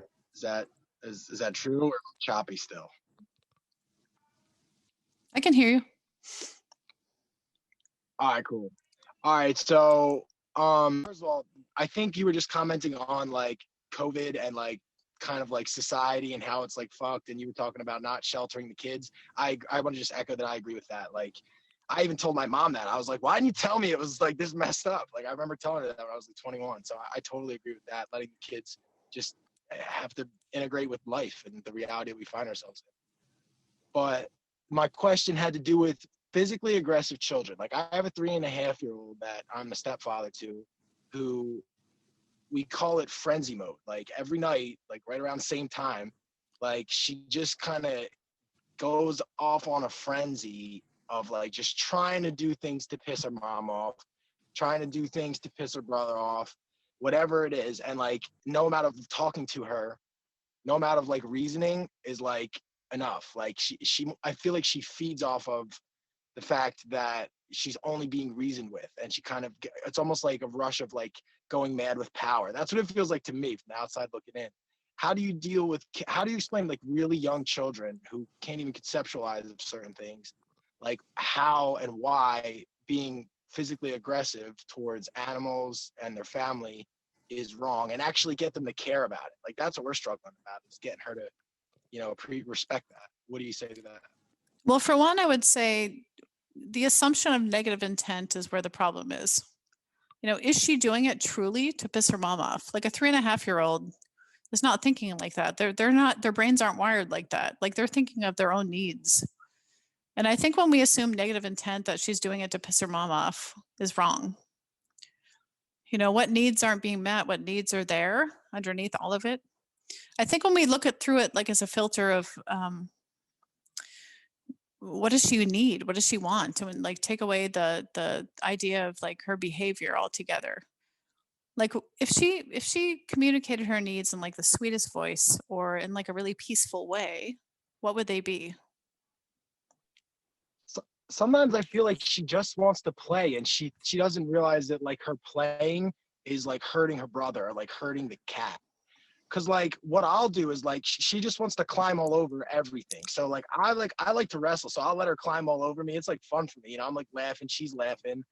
But like I feel like sometimes her mom will be frustrated because we're being loud, and it's like it's a lot of energy, and the mom would like to set a boundary and be like, hey, look, Tate, this high energy thing, can we tone it down a little bit? And I guess I'm just trying to navigate the right thing to do, because I would, if it was up to me, I would probably just play with her every time and just kind of let her crawl over me and like gas herself out, and have fun with it. It's fun for both of us. But I feel like when it's other people, like, like her brother, or even like sometimes she does it to the pets and stuff, that, then we run into this issue because we're trying to explain that like, hey, I know you think you're playing, but like you're actually hurting the cat or you're hurting your brother. So what do you think? How do you address those things? Well, I know that kids are always doing the best they can with what they know at the time. And assuming positive intent, if she's unable to understand that she's hurting other people, I would protect the other people. I would keep the cat from her and keep the brother from her. Because, she's 3.5, she's little, and she just wants whatever she needs at the moment. And so she's not really understanding that she's hurting people. And so understanding that innocence and that purity and that beautiful, need within her, it's really important to take the responsibility to keep the animals and people safe from her intensity, basically. It's our responsibility to do that, not hers. And so, what need is being met? Like, what is her need in that moment? Do you know?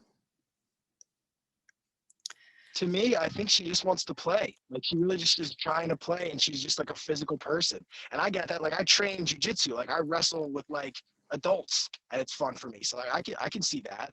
But I guess like it's like she can't see that like some people don't want to wrestle, and like she can't see how she affects them, I guess. And we're trying to teach that. Okay, so if the needs of your cat and her brother are that they don't want to be hurt, then make sure their needs are met in another way, and be whatever she needs in that moment without like putting it on her that she's hurting them, because she obviously doesn't really understand that she is. Because kids want to do good.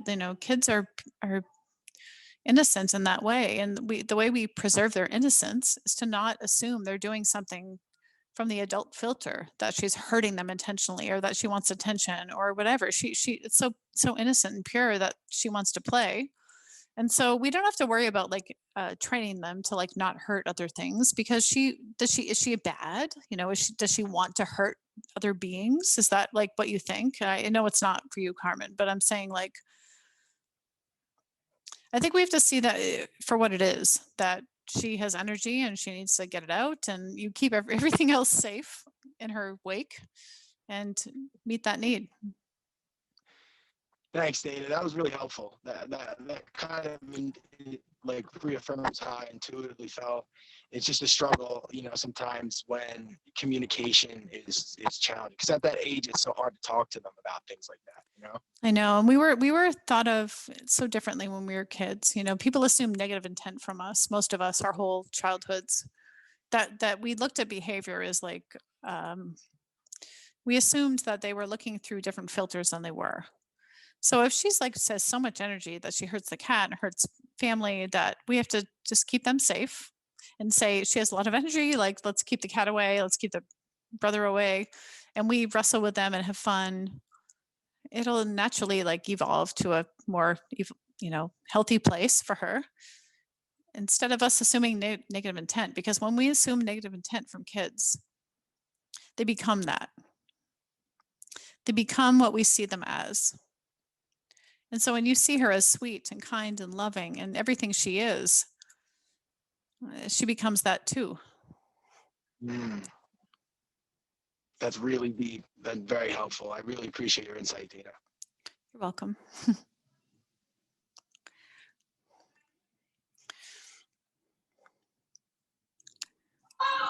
Yeah, how you doing? I have a quick question. How do you teach a child like with the reality of the world and keep their innocence at the same time? Because I can think back like when I was a kid. Is there even a way to do that? So, like, I was always kind of like a problem solver, and I remember like on Easter, I was, my my family used to hide Easter eggs all over the yard, and I remember going outside. And I was like 6 or 7 years old, and my mom's like, "Go look over there," and I stopped and I looked at her. And I was like, "Well, if the Easter Bunny hid them, how do you know where they are?" And she just like kind of froze and stared at me, and she didn't know what to say. And I was like, "Easter Bunny isn't real, is it?" And she was like, "No," And she was honest with me.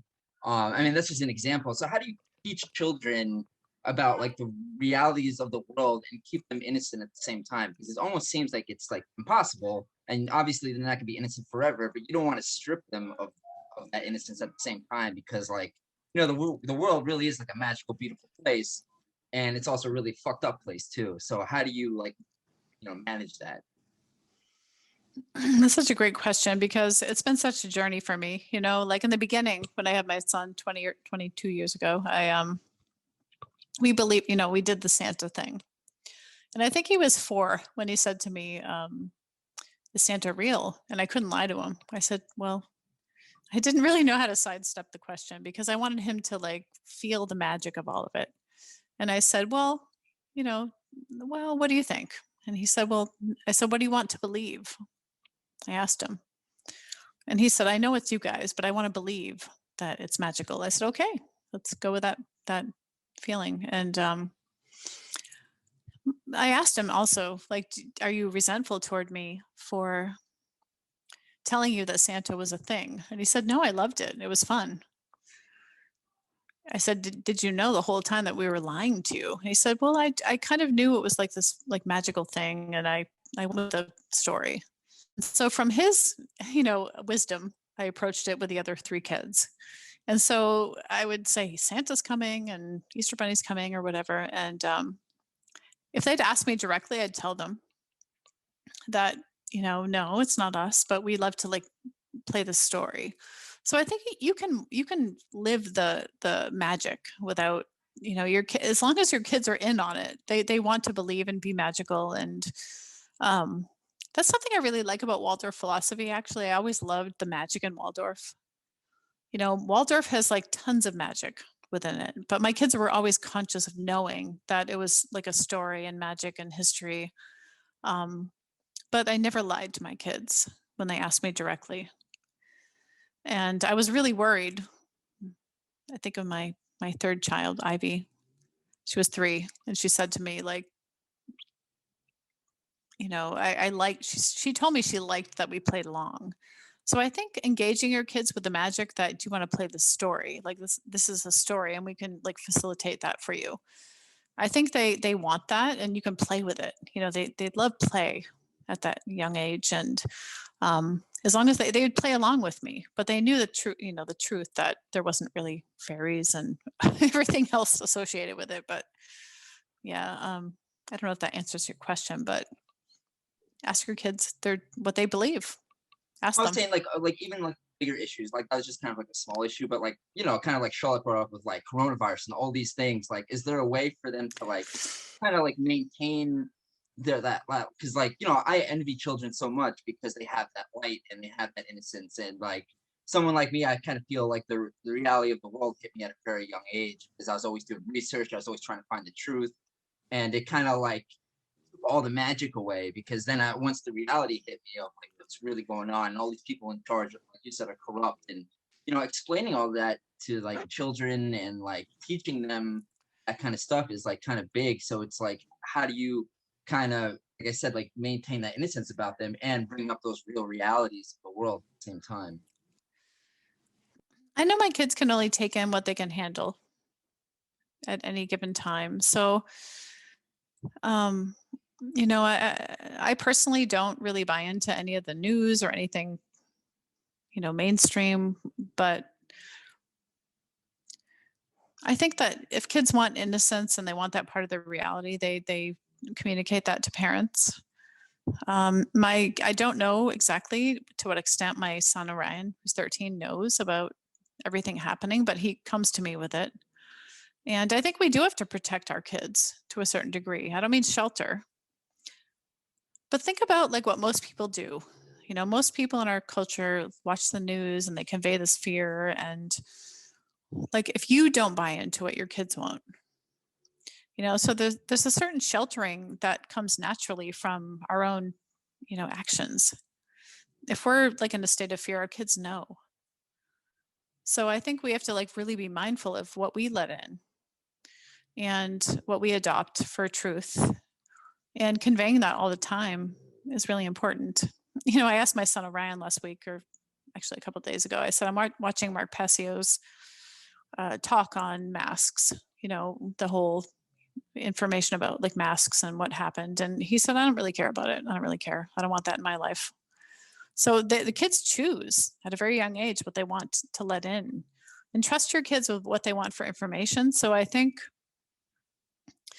giving them resources and letting them know that you have more information about things if they want to know it, and letting them choose what they want to let in is really important.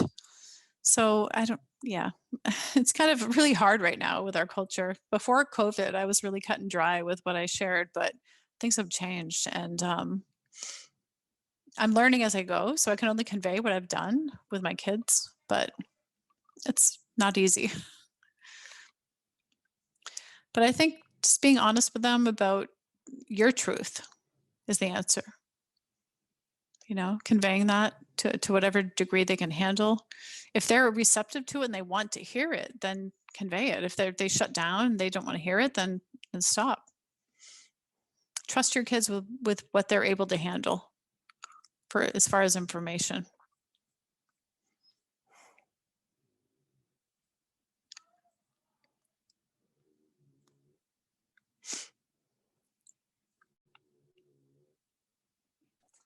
I have a question if no one else does, but if I want to give other people a chance since I already asked a question.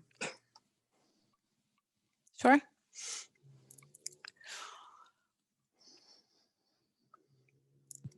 Go ahead, Mac. Hey, Carmen. Cam, say hi. What up, guys? Right. Say hi. So this is the Anarchadelphia reunion, by the way. But anyways, where's Chloe? Where's Chloe? Not to derail the conversation, I have a very specific question.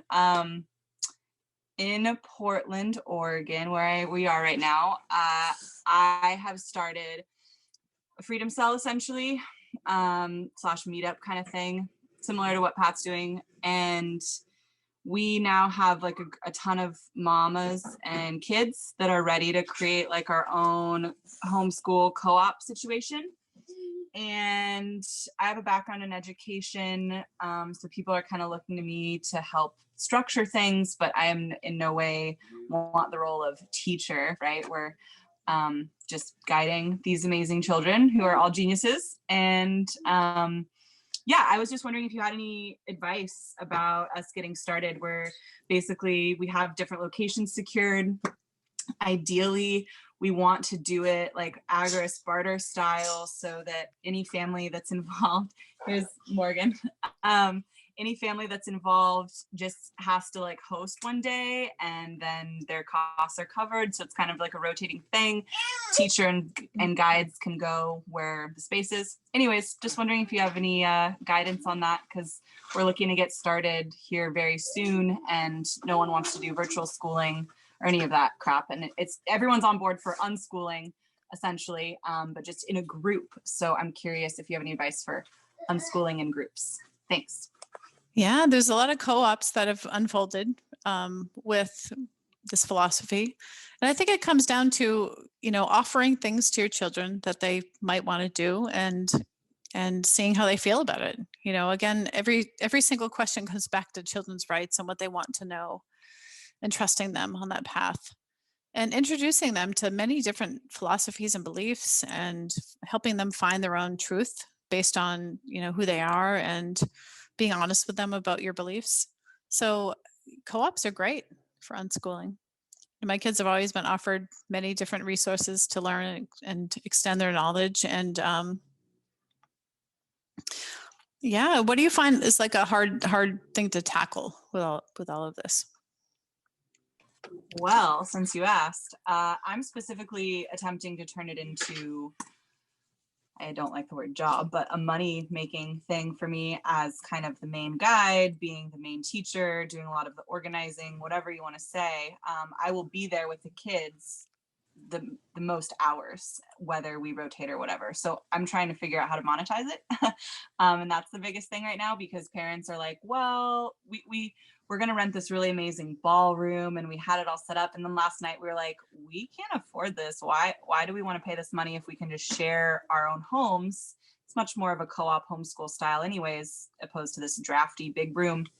Anyways, we're just kind of trying to tackle structures of compensating people for their time. And I'm really open to bartering, crypto, any of the things. So yeah, that's the big struggle right now.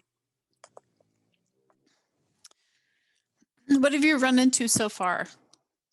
Like, do parents, are they willing to pay for classes or? Sorry, I lost my unmute button. Yeah, most people are willing to pay, but some people are like getting funded by the government right now for their childcare. And so they don't have a ton of money to put towards childcare, but they're interested in like volunteering and, trading off time for that. But yeah, just basically figuring out how to, there's, some other moms that have specialties, whether it's in art or drama, and they're going to teach elective classes. We have a wrestling coach. So we're just trying to figure out how to compensate everyone for their time in a way that feels fair. Well, from a philosophical perspective, offering all these resources to kids and letting them choose is really where the base is. You really want to market to what the kids' needs are. So asking parents, what are your kids interested in? What do they want? What do they want to learn? What do they want to expand on? And finding out what the needs are of the children, not the parents, is a big deal. So that would be my main question. What are your kids like? It depends on the age group.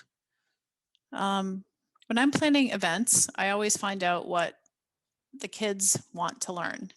So I had never learned of anything about parkour, but when I planned an event in Texas, I learned that many 11 to 13-year-old boys love parkour.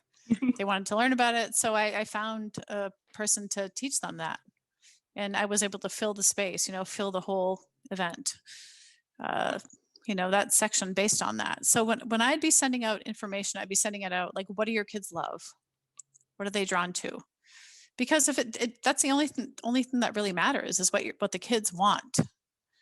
And so that would be my main focus. And parents want to facilitate that with their kids. Don't focus on the parents, focus on the kids the whole time.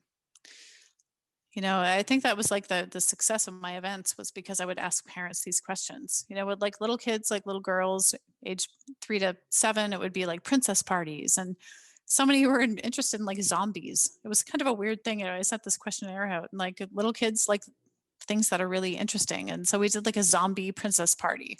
And so we had like this whole, event based on this whole activity based on a tea party when the girls were dressed as zombies. So it was like really obscure and not things that you're normally thinking about. But kids want, you will sell classes based on what the kids want. So send out these, questions to parents about their kids. And I think in doing so, you kind of shift the focus based on what the parents think the kids should know to what the kids want. And parents want what their kids want. And when you offer these things, it gives parents permission to facilitate that.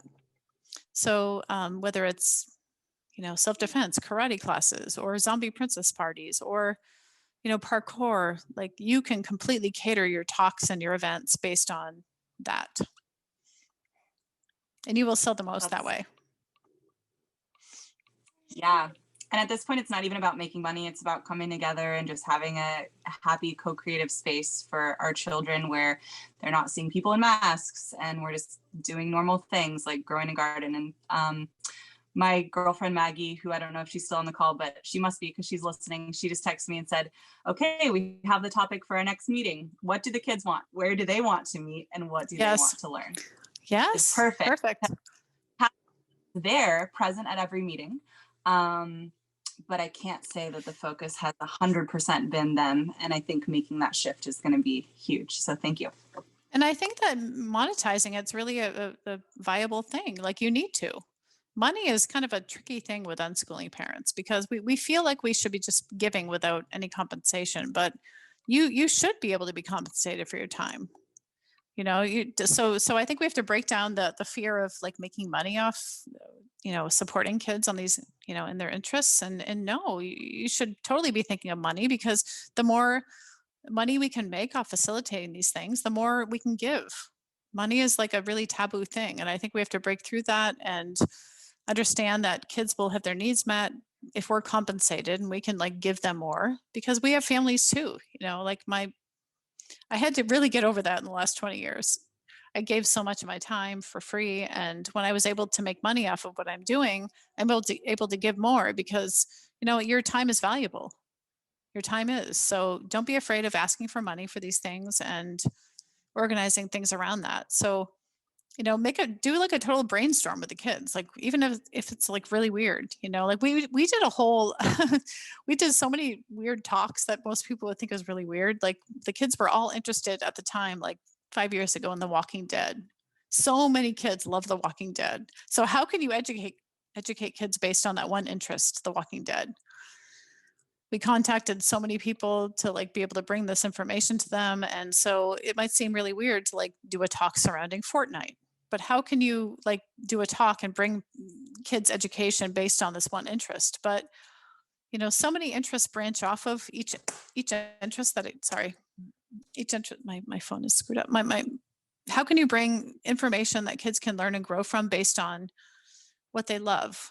So even if it seems like really like they couldn't learn from something, we did a talk on American Girl dolls, we did a talk on Walking Dead, we did zombie princess parties, we did so many different, informational talks on whatever the kids loved.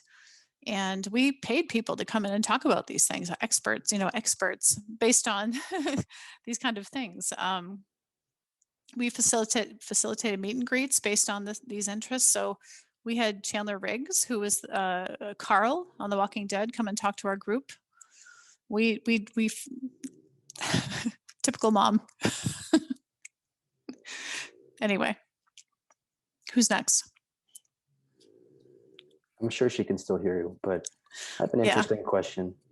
Sure. It's more directed towards the parents of these children and to touch back on coronavirus and educating them on how the public school system has been restructured and how that is so far from normal, and the new normal of separating kids 6 feet away from each other and giving them mask breaks for behavior, putting tape on the floor in schools and hand sanitizing stations is about control and conditioning.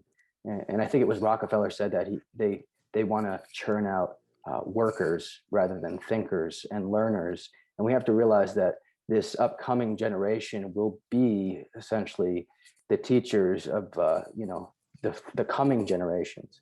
So a lot of people, they might have, they're very busy with their jobs. So they almost see the public school system as like a babysitter, but they have to realize what they're subjecting their children to is so far from normal. And, with having to have mandatory vaccines, the propaganda and the news is incredibly strong. And a lot of people really do believe what they see on TV. And how do we go about educating these people to realize what they're subjecting their children to? Well, it depends on the parents' beliefs. If you're in this mindset of knowing how corrupt everything is, like the most damaging thing you can do is keep your kids in that system. But I think addressing parents' fears is really important. What are you fearing taking your kids out of school? I'd love to hear from anybody listening, like, what are your fears taking your kids out of the whole dynamic of school? Because there's nothing more damaging than what's happening right now in schools. And so, yeah, that's where it all begins. Hey, we homeschooled. Sorry, I'm not on video. It's my husband's face, but we homeschooled for a couple of years, and we ran into the problem of actually our neighbor had called Family and Children's Services because they seen school-age children in the yard playing during school hours all the time. And so someone actually came out to our house, and I had to show them the curriculum. We were using a pretty set curriculum that had like an attendance book, report cards. I mean, it had everything with it. And so it was really easy to show them that we were doing school at home. But how do you get around the system, basically, of not having a curriculum for your kids? In the government's house. Great question. So we had CPS called on us once, about 7 years ago, after we were on TV, and people, there was like 20 reports, I think, that were, wanting us that challenged our life. And you have to lie, actually, to be straight up. You have to lie and jump through hoops that they want you to. You have just like a false attendance sheet or something like Yeah. that? Oh, definitely. I would lie all day long for my children's freedom. We don't want to. Like, none of us want to be these people. We don't want to be liars. We don't want to have to do this, but it's wrong. When you believe in your heart that what's being done is wrong, this is what control does. Think of kids when they're little, when you're controlling them and punishing them and threatening their freedom. They lie. They become people that they're not wanting to be. We don't want to be these people, but we have to be for our kids' freedom. So before New Hampshire, I live in Miami now, but before that, New Hampshire before 2013 we had to take like standardized tests. I would take the test for the kids for their freedom. I hated it. I didn't want to be that person, but it was more important to me than forcing them to do something that wasn't right. So I think you have to really be certain in what's right in your heart. You have to know truth and know what's wrong and what's being done, and don't doubt yourself in that. I'm not somebody who would ever want to be manipulative or lie or anything like that, but I did, because my kids' freedom mattered more to me than anything else. So I would take the test. And half of it I didn't even freaking know, which was so funny. Fourth grade test didn't even know half the information on it, but I would do it.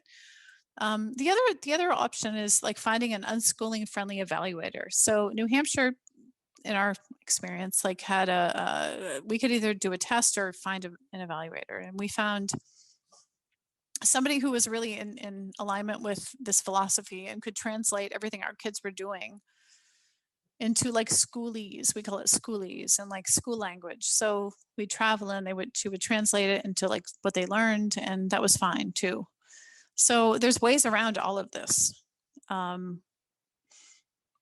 It's what corruption does. It's what power does. It makes us people that we don't want to be, but we have to right now in our culture. So I think that knowing that, people that know you know you're a good person, but if your kid's freedom comes before anything else, sometimes you have to do what you don't want to do for it.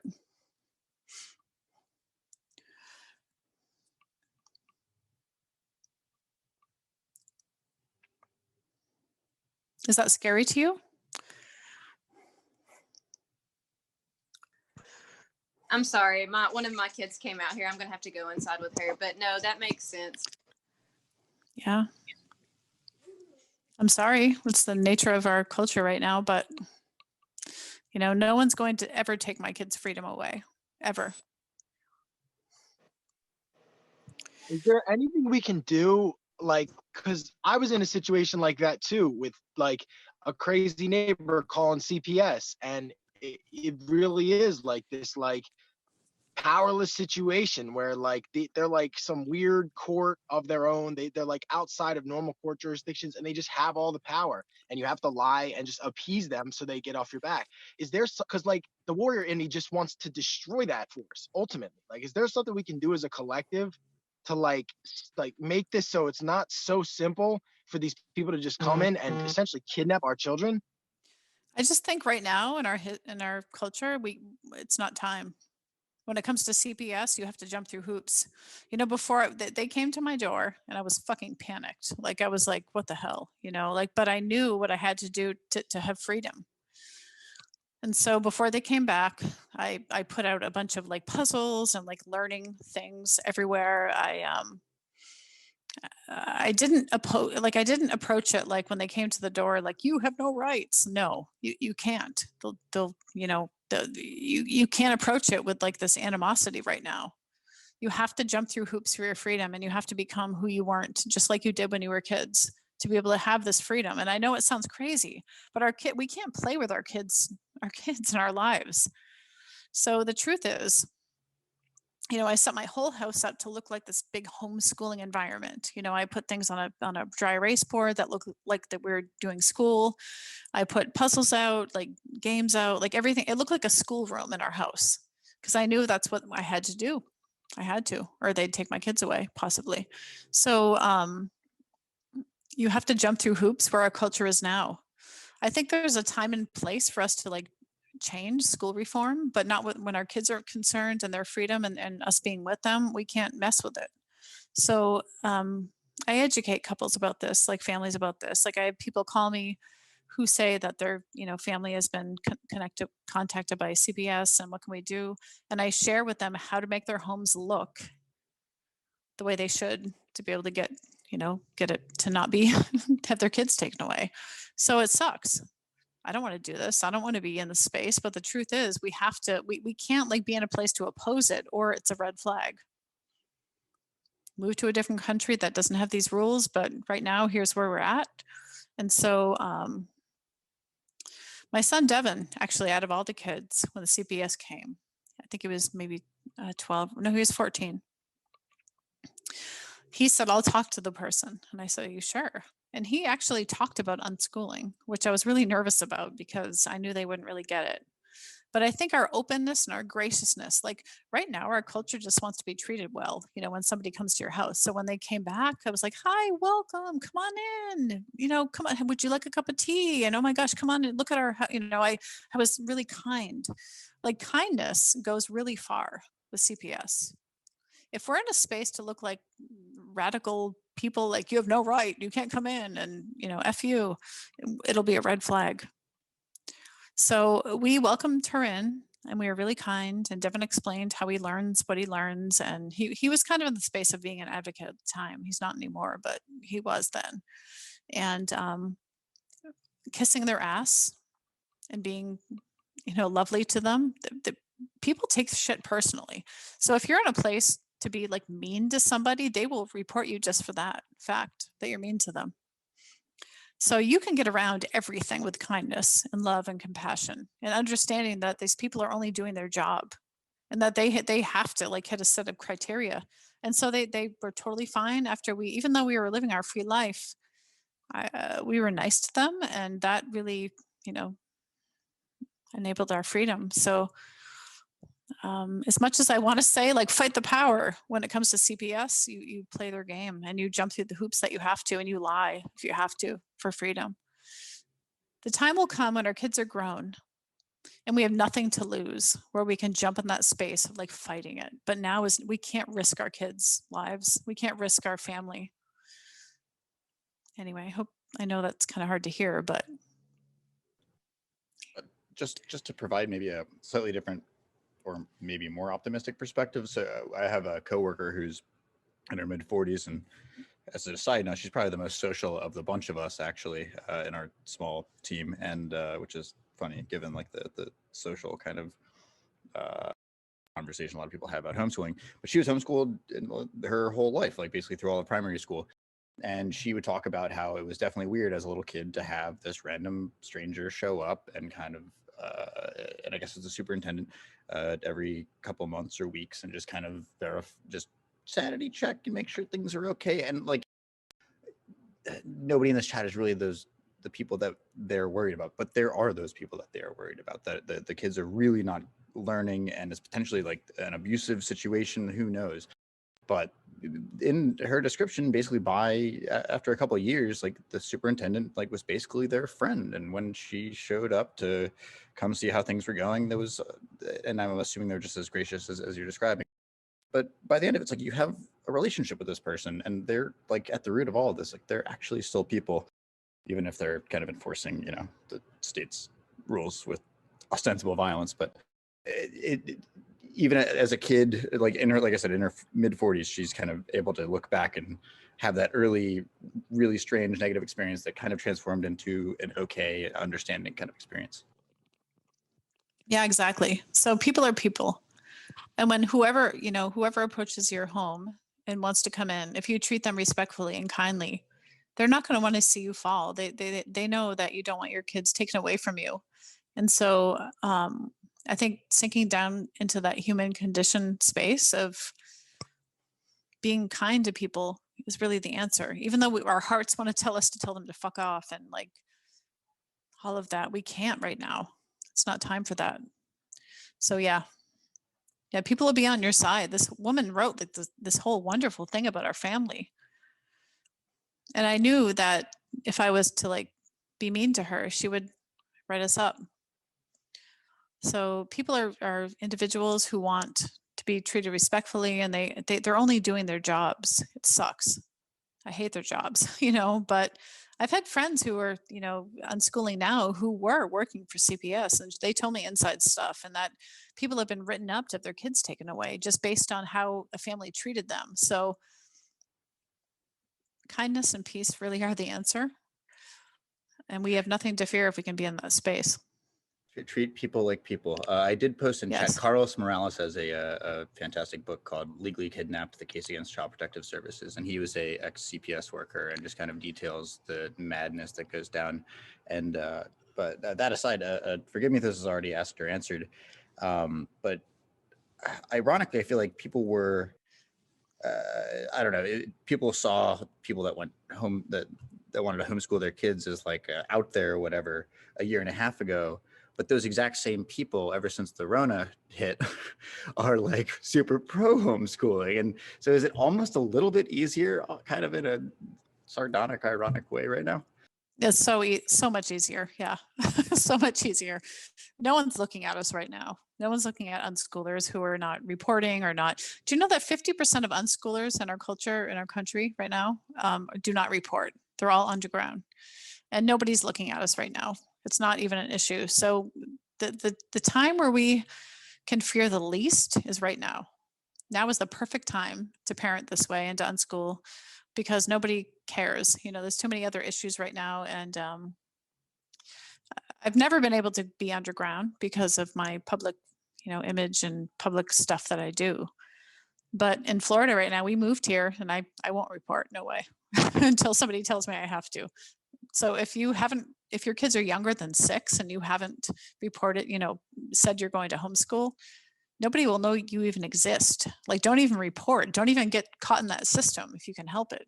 The worst thing you can do is to say that you're homeschooling, because then people are like looking at you. There's so many people in our world right now. Nobody's looking at you unless you tell them they should. So yeah, it's a really, really, really safe time. The safest time ever to homeschool your kids is right now.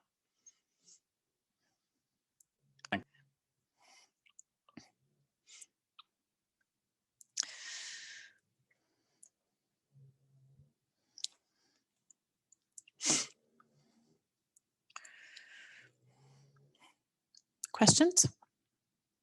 What's the worst and best thing you've experienced homeschooling or unschooling? Wow. The best thing is being true to myself and my kids and their freedom. The worst is looking at social media. That's like the worst, actually, because whatever you feel and whatever you're like reading and taking yourself affects your kids. So the best thing you can do is like to not look at things that are negative about it. My journey is different than everybody else's. I mean, I've been doing this for 21 years and my journey is different than most people's, but so my family was on the Dr. Phil show like 17 years ago, and it was a really intense situation where Dr. Phil asked us, you know, really question. It was like really radical then, and maybe it still is. I don't even know, but it's really radical then. And the message boards on the Dr. Phil show after our episode on unschooling went for 2.5 years.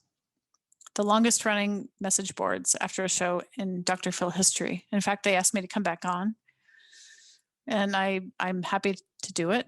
But the worst thing is reading people's comments, because it really affects you, because we're so conditioned to be approved of, even though you no matter how evolved you think you are, and no matter how above that you think you are, we are still conditioned. You know, we still have so much within us that we have to get over. And so reading negative comments about freedom in our life and is the biggest mistake I've made, because I feel nervous about our freedom. But the biggest joys and positives are my kids. You know, before I lived this life, it was only based on philosophy. I would see and read about other people who have done this. You know, back when I started, there was one website, one, about unschooling, and it was only like a little part of it. And I would read this woman's information. I trusted it, you know, like I knew in my heart that this was right. And so I just believed in my kids. And that was really what led me. I have no regrets out of anything in my life that I've ever done, ever. The only thing I don't regret, with some, you know, with no regrets, is how I parented my kids. So it's not easy to walk this path. It's not easy to be thought of as weird, because it triggers so much in us that we were conditioned to believe is okay. Being accepted. You know, there's nobody I know in my area right now that lives this life, but I look at my kids and I know they're healthy and whole, maybe not perfectly because of my own stuff, but nothing matters other than them. So my kids are my you know, biggest successes, I guess, because not because of what they've done or who they are, it's just their happiness and their wholeness. We spend our whole lives as adults trying to heal from our childhoods. And I really feel like if we can give our kids like a better life than we had, learning and what, you know, all of the stuff that people are worried about doesn't matter above wholeness and freedom. So even though I might fuck it up a little bit, which I probably have here and there because of my own stuff, they're still better off than I was. So if we can give this generation like a little bit better than we had, that's really where it's at for me. So. Wow, that was deep. That was awesome, Dayna. Thanks for sharing that. I have another question about what do you find are the best ways to handle when you and the other parent have a disagreement about like how like if something's unschooling or not, you know what I mean? Or like if we should be doing this or not. Like, you know, sometimes in my experience, like, you know, my significant other wants to take the technology away sometimes as like a consequence. And like, I don't know, I don't jive with that. And then there's other situations where I want to be more stern and, you know, she thinks that I'm crossing the line. So like, how do you recommend going about that when you have disagreements within the marriage or the parenting? It really is how you go about it. You know, my ex-husband, when I presented to him when Devin was 2, my oldest, I remember telling him that I've learned this new way. You know, I don't want to punish our kids, and I want them to feel in control of their lives. And I don't believe in hitting them or timeouts or anything like that, because I think it takes them away from what's right. It makes it more about them pleasing us and being fearful. And he said to me, I'll never forget it. He said to me, I feel, even though I agree with what you're saying, my whole childhood, my whole teen years, I had to obey other people.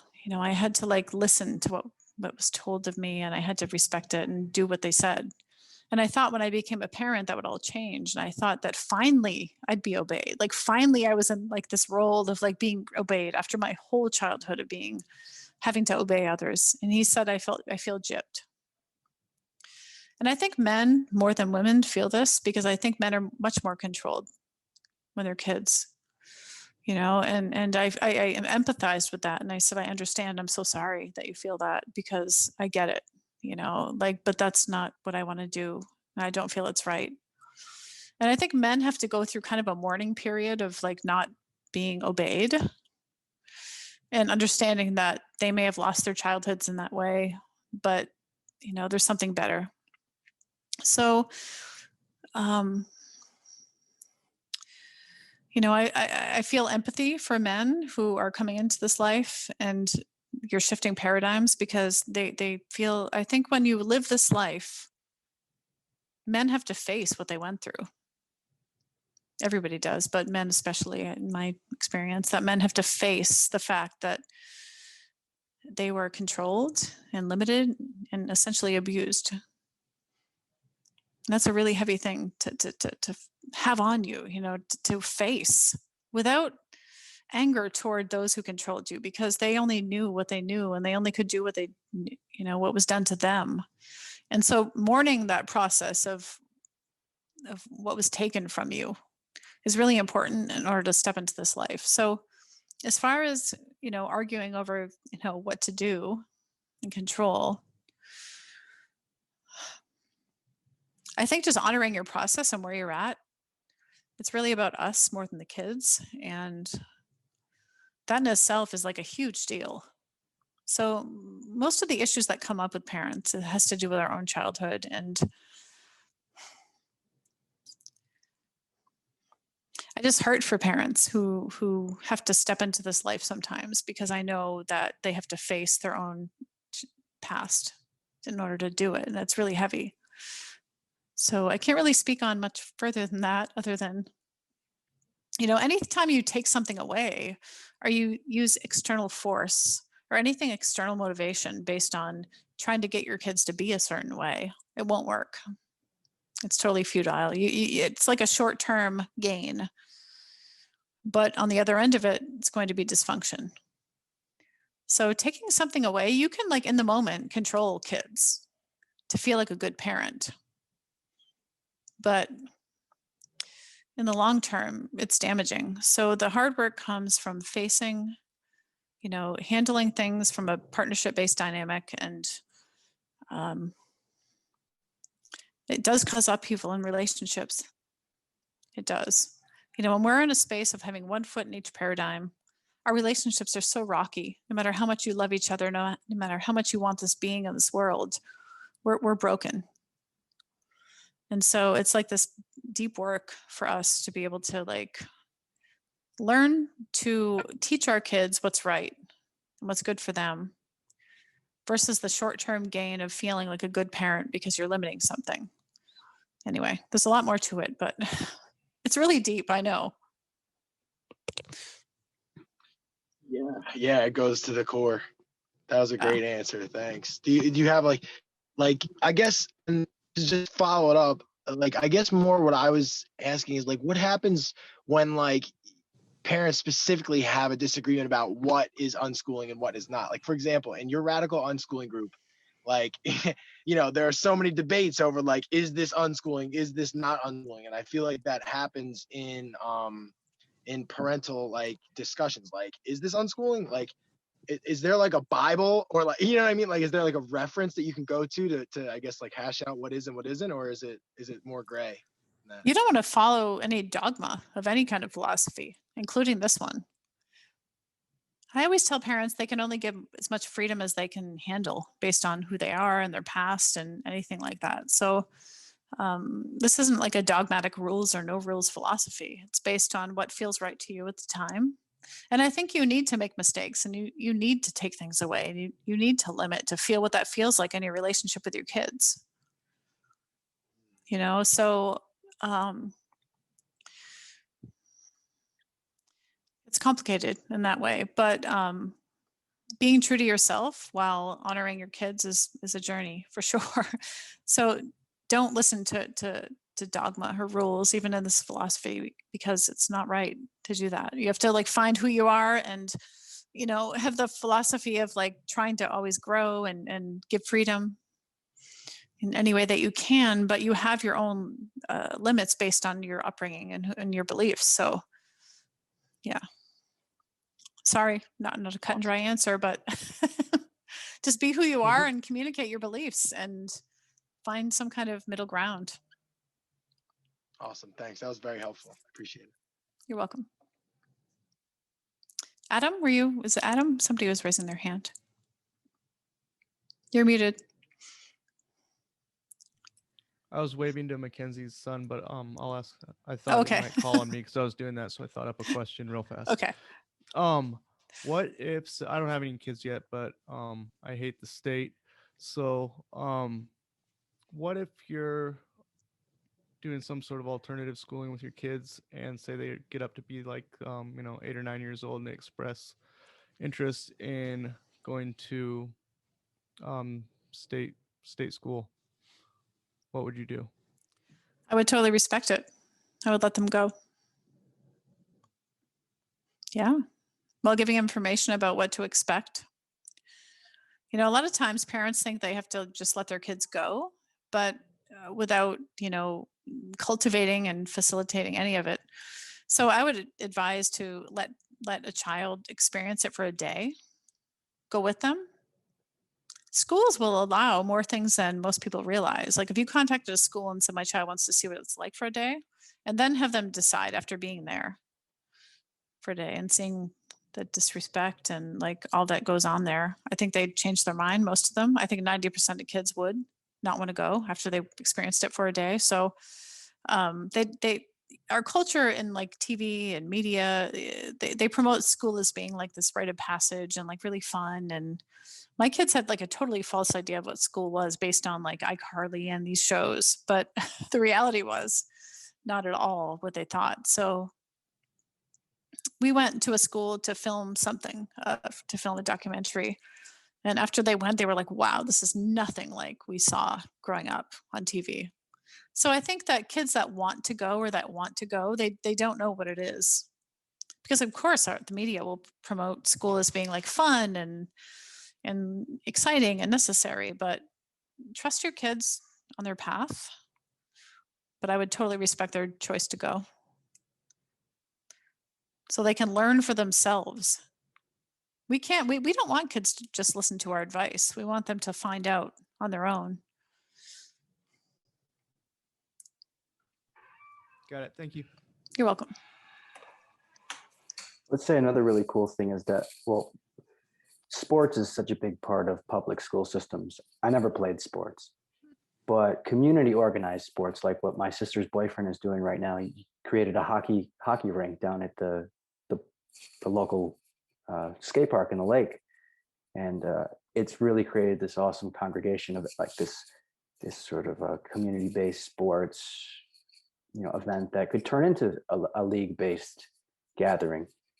And if we could get together and create more of these sports or events or maybe alternatives to what the public school system does, we'll be less reliant on these programs that they offer in the public school system, because of course that comes with the indoctrination.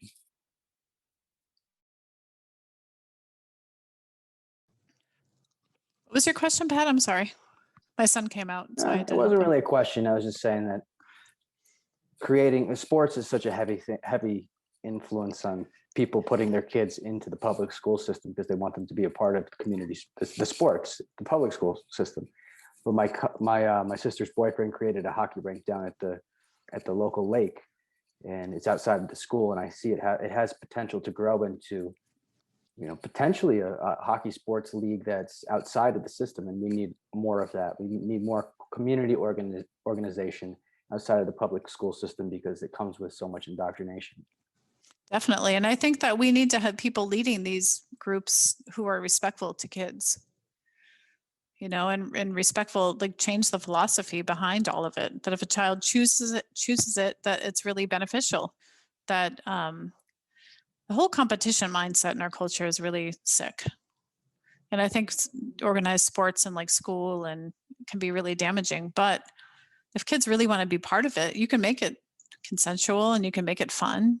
It's part of, who we are as humans. So I love that your brother-in-law. Yeah. Who? Brother-in-law, Brother-in-law, yeah, is doing that. And making sure that the kids are respected and not forced to do things. Because people like to be pushed. I think Carmen can touch on that, because I think like him being part of martial arts, like if somebody's consensually in that dynamic, they're choosing the discipline, they're choosing that, and so it really has to do with honoring children and their choices. And if sometimes we have to be pushed and we have to be, encouraged to compete. And I think if a human being wants that, that's really healthy and good. It all has to do with like children's freedoms and what the parents want. And if the parents pushing a child, it's really obvious, in their performance and who they are. So yeah, community groups are much more healthy than school, Yeah, Dana, I agree. I was thinking that when you said it, like when you were thinking that, I was thinking of, because I taught kids martial arts, and I watched like their enthusiasm for it and their enthusiasm for like mastering their bodies and stuff like that, give them like confidence and like, just like, faith in themselves. So like, yeah, that's very good if the children seek it out. But then on the other hand, like my dad like forced me to play baseball when I thought baseball was like so boring. And like that was like sort of the negative. So yeah, it's important that it comes from choice, but it can be very healthy if it is from choice. I agree. Yeah, definitely. I was in ballet for like 3 years when I was younger. And I competed, not competed, I don't know what the word is for ballet, but I was in like a group that was like chosen to perform in front of like the Queen of England's secretary. It was like this special thing. And there was a girl I was with that we performed with, and she got like high honors and I got like the second down. And I quit ballet. And I wished my mother had like encouraged me to get over that fear that I was second best. And I wish she was in tune with me enough to know that I still wanted to do ballet versus, she respected my wishes, but she was more hands off. Like, okay, you want to quit? You want to quit? I wish she was so in tune with me that she would have encouraged me to keep going, because I don't know who I'd be today if I would have been encouraged, because I really didn't want to quit ballet, but I felt so bad coming second best that she never encouraged me. And I think it really takes knowing our kids, knowing what they really want, because I was so embarrassed that I didn't come first that I stopped. And I have regrets to this day that I never really conveyed to my mother that I wanted to keep going. But I think with our kids, when you know them and you know what their passion is and you know what they want to do, we can really better facilitate that. So it's not about like not encouraging kids. It's not about being hands off and just like, okay, if you don't want to go, it's about saying like, what do you really want? If my mother would have asked me, like, what do you really want? Who are you? Like, what do you do? Don't feel bad that you came in second. You could still do it. You should keep going. You come in first someday. It's not about coming first or second. It's funny. My son, Devin, I think of him as my best friend. He just messaged me, actually. So sweet. I spoke in Australia, like, I don't know, 7 years ago, I think, at the first ever Australian Unschooling conference. And we went, part of the trip was going to the Great Barrier Reef. And I was petrified to snorkel, like petrified. I was so afraid of, like, I had seen all these documentaries on like the Irukandji jellyfish and how it would kill me. And I was petrified to go. And he turned to me and said, Mom, I know you want this and I know you can do it. And he said, I'll go with you. I'll hold your arm. And I said, I can't do it. I can't. I'm too freaked out. I'm not going to go. And he said, I know you and I know you want to do it. And so he found somebody else to go with me. It was totally embarrassing, actually. But I had a friend hold one arm and he held the other arm. And even though I said no at first, he knew me. He knew my needs. He knew what I wanted.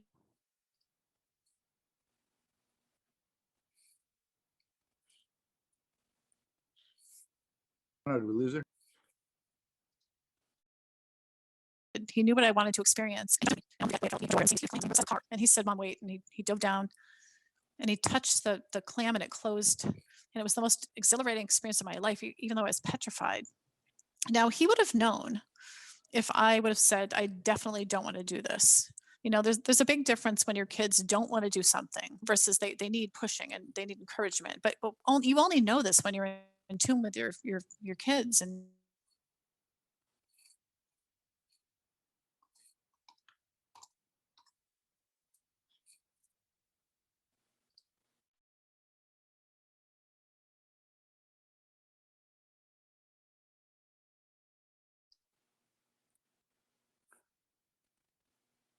We'll see if she comes back. Looks like she's having some bandwidth issues.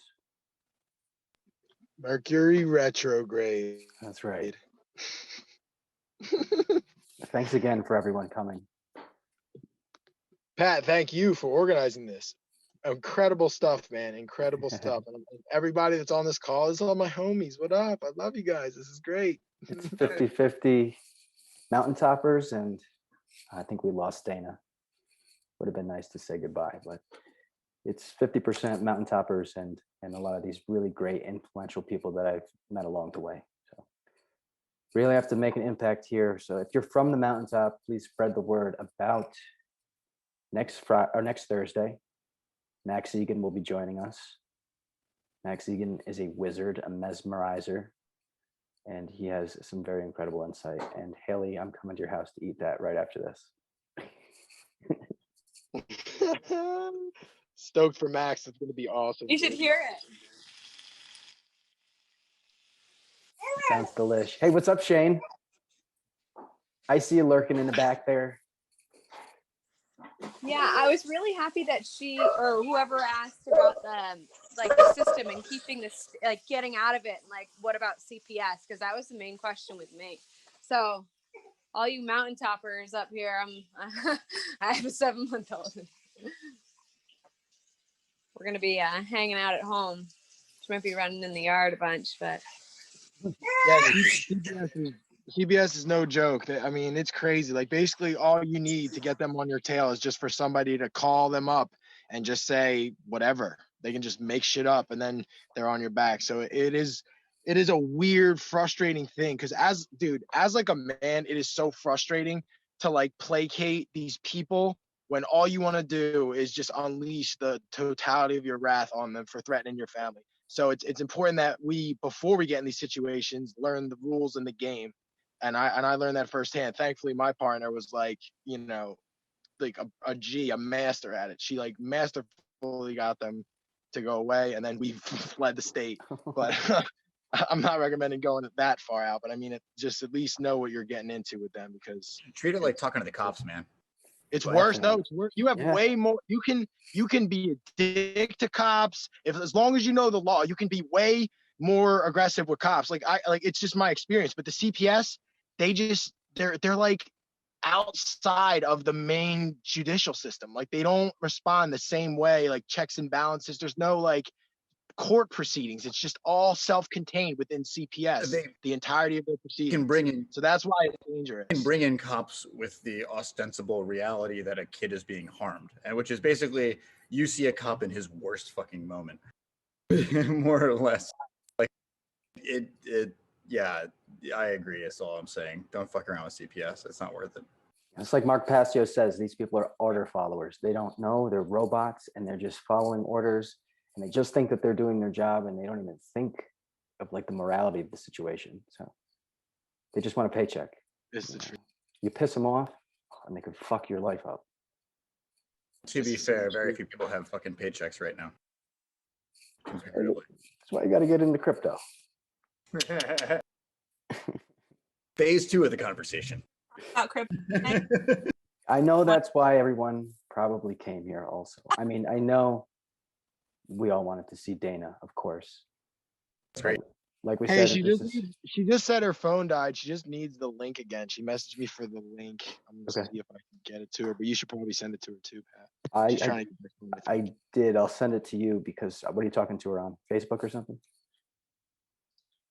Yeah, she messaged me on Facebook. Yeah, I don't use that. Yeah. Fascist Nazi book. Am I crazy? Like the link you sent out has like a passcode, but I've never been asked to use the passcode, or does the link, I guess, just have it built in or something? Depends. Last time people were asking me for the passcode, so it gives you two options. Figured I'd send them one with the passcode. I was trying to figure out how to not admit people because I've been having to admit people anytime they want to log in, but I'll figure that stuff out eventually. I think the passcode might be actually like part of like query params in the URL or something. It's like hash encoded or something. You would know that. I'm just gonna say goodnight to everyone. Thank you so much. That was awesome. Really Great night, Corinne. Have a good Thanks for night. coming. Yeah. Hope to see you next Thursday. See you there. Cool. Bye. Later. I hope all the questions from us without kids were still helpful. I think so. I got a lot out of that. Me too. I really like the biggest takeaway for me is just like trust, man. Trust your kids, like for real, and like be honest and open. And like that's been my experience with my parents. Like I love my old hippie mom more than life itself, and like that was like one of the biggest things that she would just trust me to.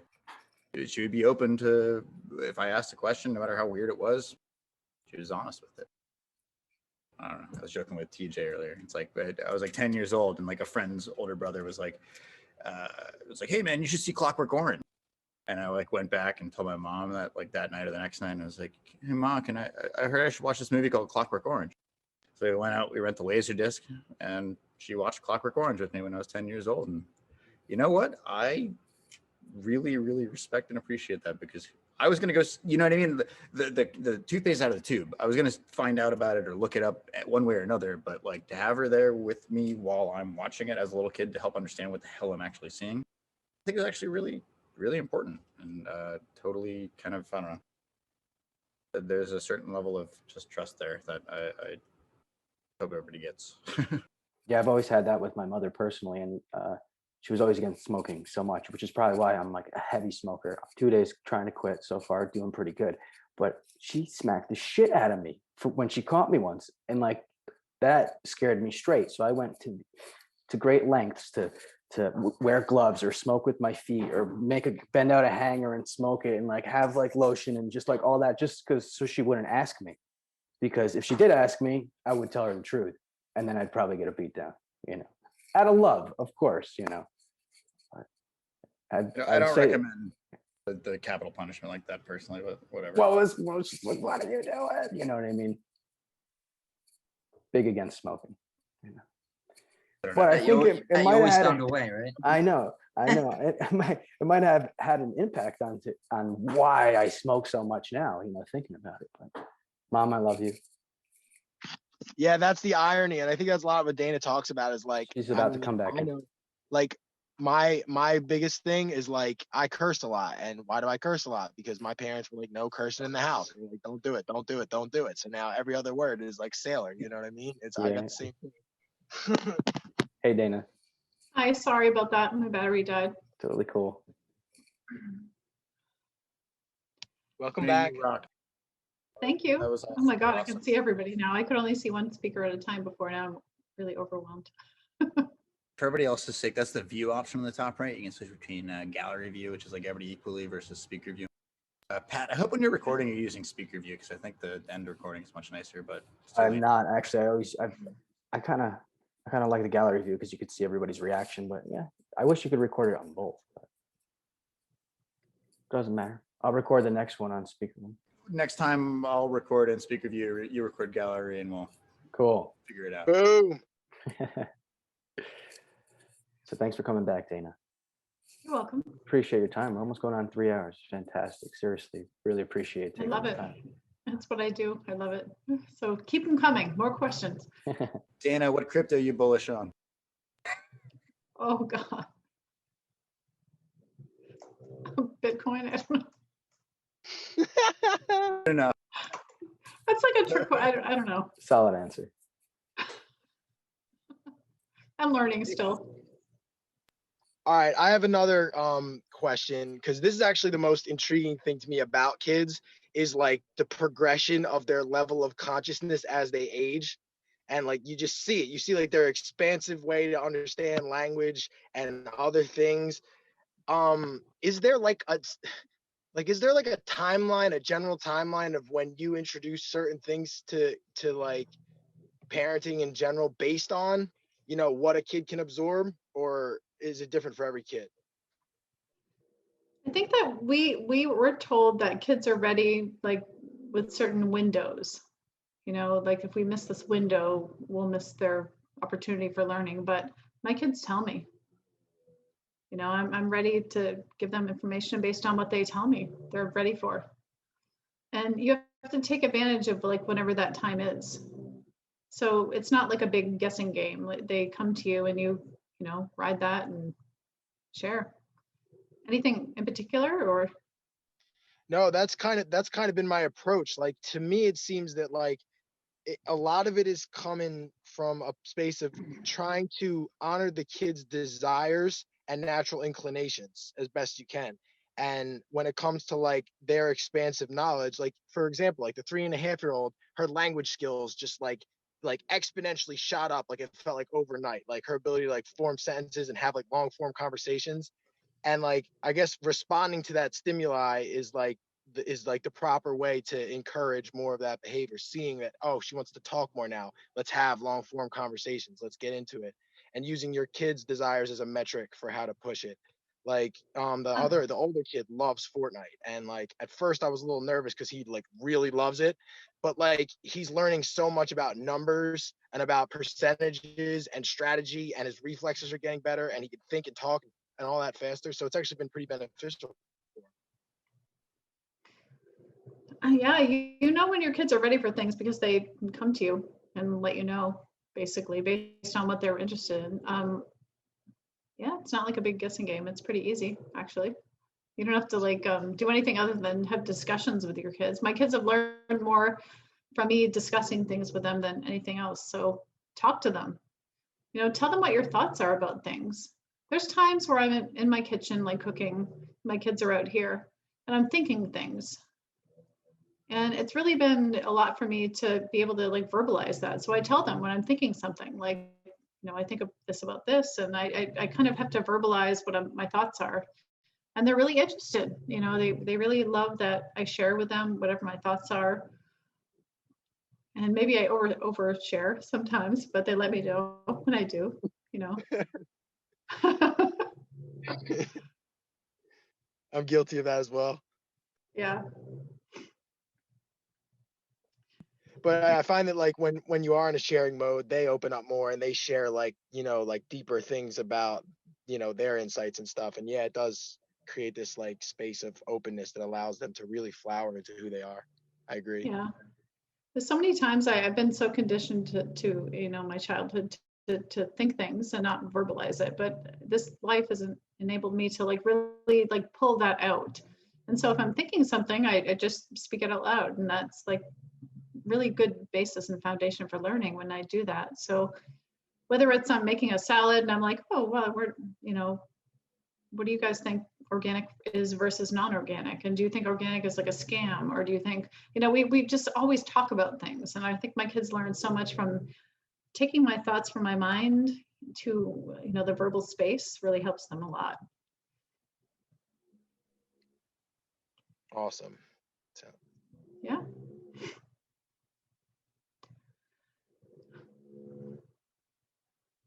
You guys must have more questions. Come on, ask me anything. I'm here.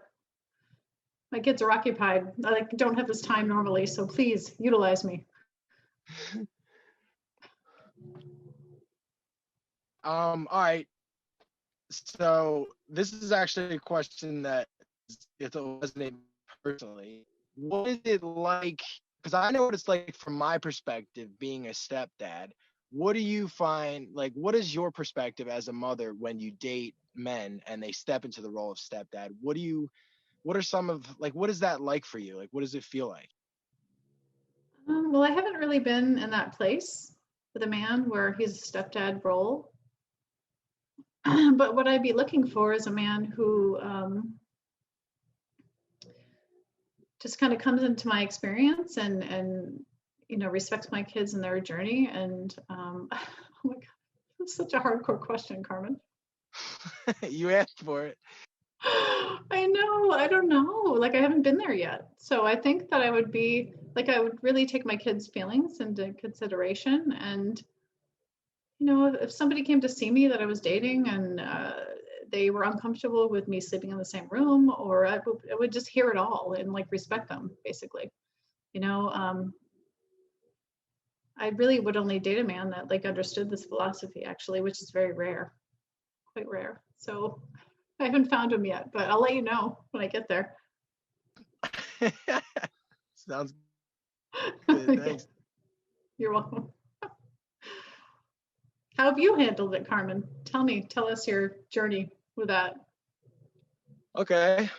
Well, for anybody who isn't aware, I this year stepped into the role as a stepfather of 2 children. I met a woman named Alma Summer, and we are now a family. And to me, you know, we met in Acapulco. We had like a, you know, a really nice time. I say it was our honeymoon.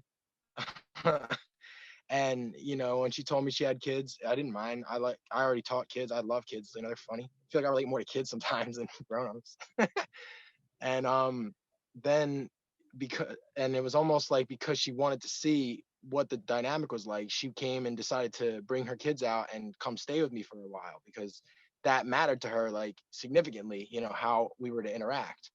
And it was crazy. It was so nuts to just have my lifestyle of like a single bachelor guy who lives by himself just get complete. Now I got these 2 kids. They're running around the house. They're drawing the walls. I'm experiencing. I just get thrown into the fire, and it was so fun and exciting for me that, you know, it became a beautiful situation. Now there were always challenges, and a lot of the challenges stem from, in the beginning, I felt like I didn't have a place to step into the role of like a parent, because you're so afraid of, you know, you don't want to feel like you're stepping on this woman's territory by like trying to, you know, I guess like if she wants you to be a parent, you have to respect that. You know what I mean? So like that's where I was at first, but my situation, she wanted exactly that. She wanted another parent, like she wanted that in a partner, and thankfully that worked out for me, because that's kind of how I wanted to play it too, because that's a normal family dynamic for me, like the 2-parent family.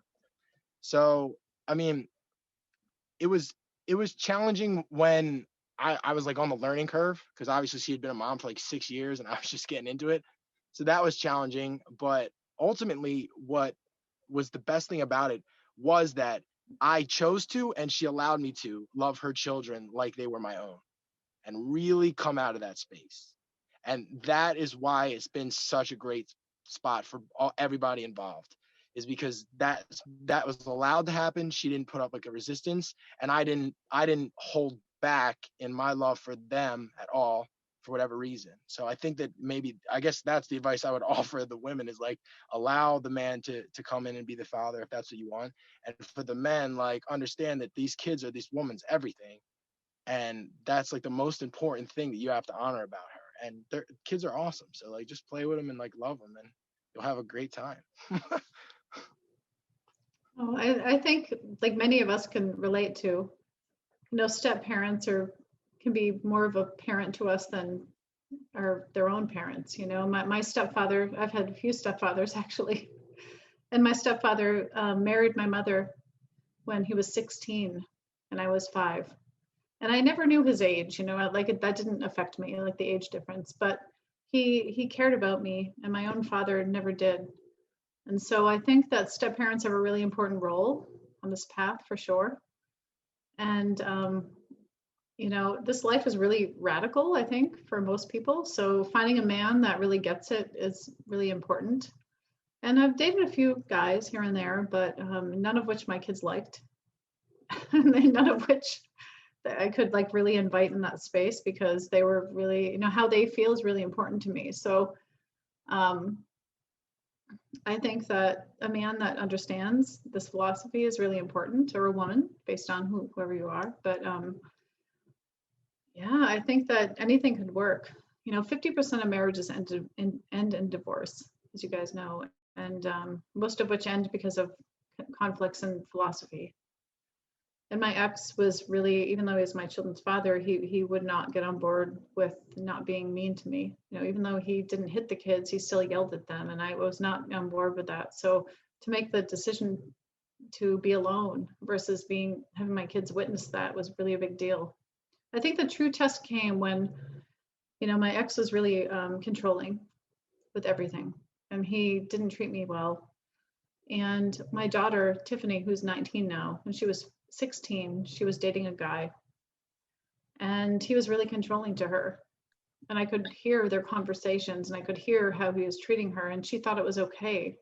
And that was really the wake-up call for me to end the relationship, because I realized that I was modeling, no matter how much I talked about worldwide, you know, about peace and freedom and kindness and love and compassion.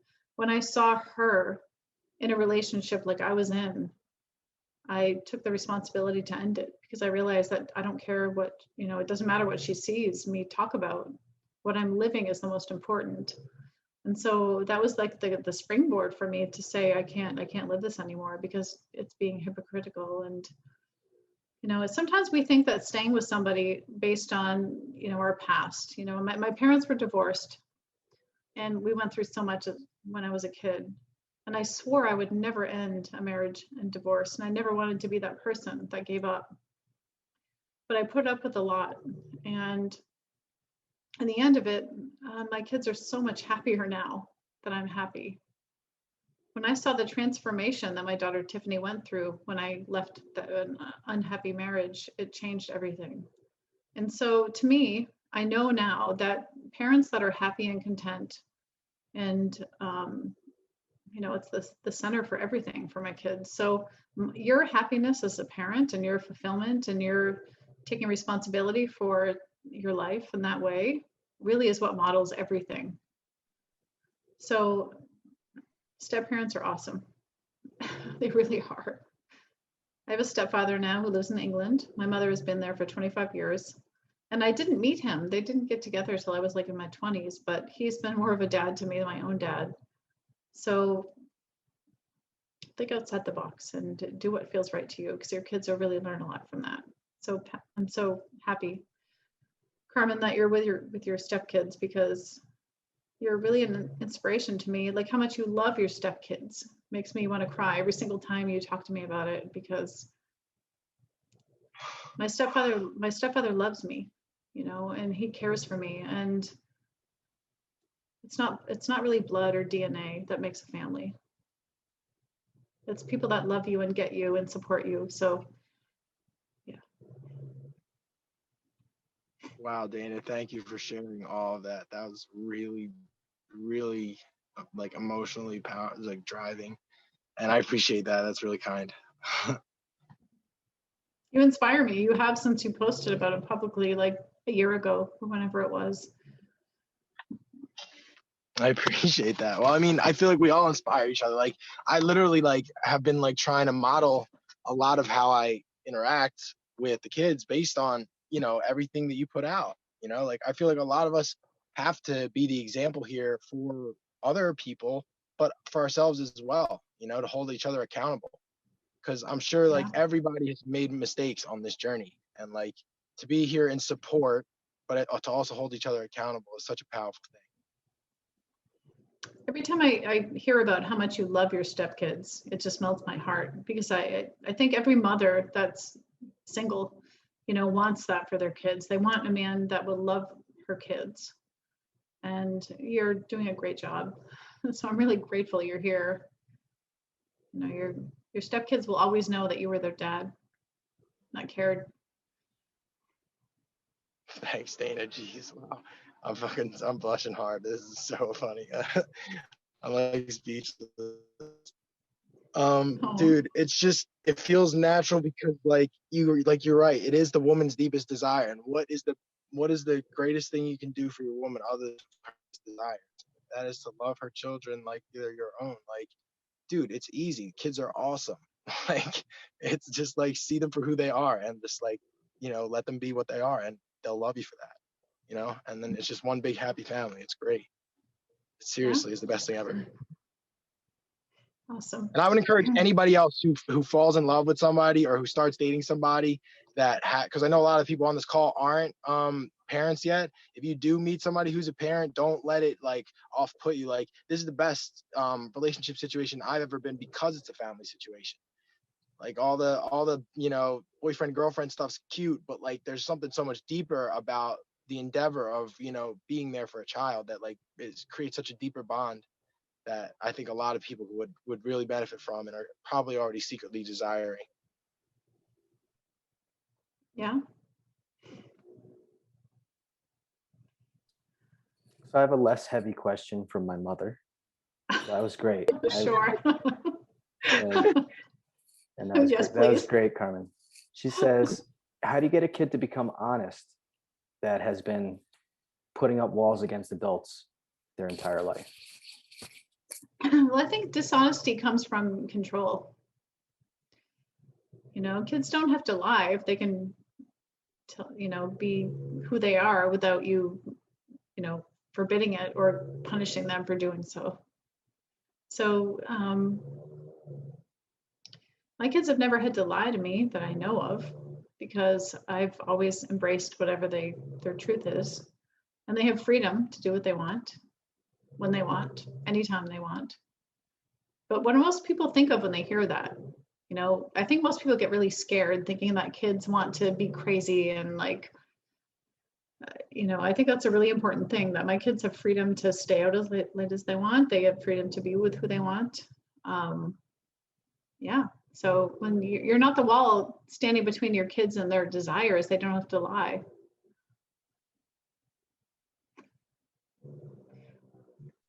I'm looking at Mackenzie and her friend. Hi. I'm sure she heard your answer. Adam, I have a visitor. She wanted to say hello to you. Hi. He's not even smiling. He doesn't even say. It's okay. We didn't have a question though. Okay. So human beings lie when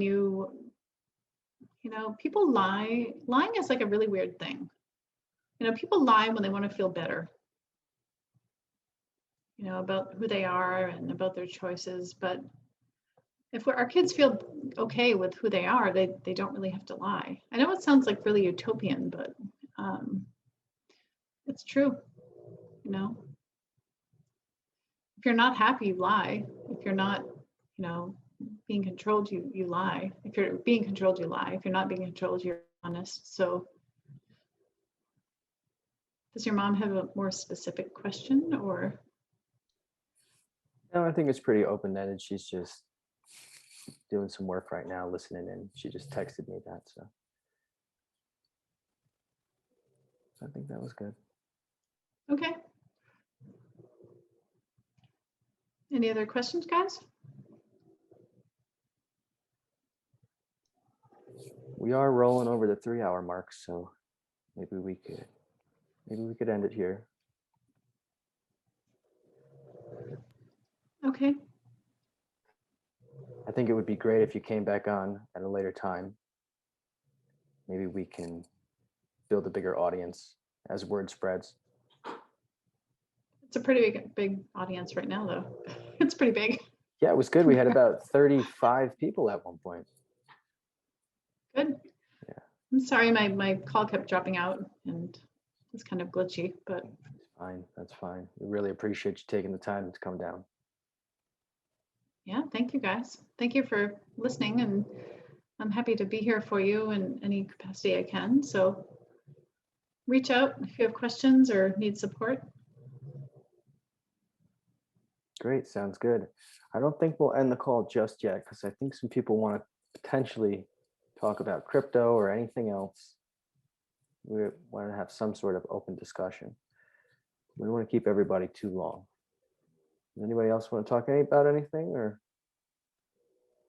what do you think? I just want to say thanks to Dayna for all of the insight. It has been invaluable. I just want to, obviously iterate what everybody else is thinking and say a huge thank you for all of the good vibes and all of the great advice and the 20 years of experience that you have over pretty much all of us. Thank you for sharing. You're welcome. I'm so happy to come here. Thank you, Pat, for inviting me. Yeah, we have to do it again. Definitely do it again That's sometime great. soon. Okay, awesome. Well, thank you guys for listening, and good luck to you. Awesome. Thanks again, Thank you. Dana. Thank You're you. welcome. Okay, guys, bye. Thanks, have a good Thank night. you. See you later. Feel free to stick around for a little if you want. Thanks, I mean, this Dana. call might You're end welcome. pretty I'll hang pretty out. soon, It's all but good. Thank you, Dana. Thank where's you. everybody at? Dana. How you feeling? What's the price of ether? 1800. Is it really? It's something like that. No. I'm just checking. 1789. That's cool. That's cool. Yeah, I didn't expect that to run so long, but it was just such valuable information that you couldn't put a stop to it. Yeah. Also, little tip of advice: instead of buying bonds like which people used to do for kids, like I know a lot of like older people buy like newborns bonds, like government bonds. Like, dude, just buy a kid a little crypto stash, send it to a wallet, and just let it accrue. Neo's got $150 in Bitcoin already, and it's just gonna keep going up. And he's like 6 years old. You know what I mean? So that's a little financial advice. If instead of getting government bonds like I got, just get them into crypto. Just make little accounts for them, Very and cool. that'll be like that'll pay for everything. You know what I mean? Also, you don't have to buy the cryptocurrency. You can just create a wallet and start accepting it for your skills, services, whatever it may be. And Dana's in a great position to start doing that. You know, there's a very large audience. Download a wallet like that and say, I accept Bitcoin now. Could be a smart move. You have to help me, Pat. I definitely will. Okay.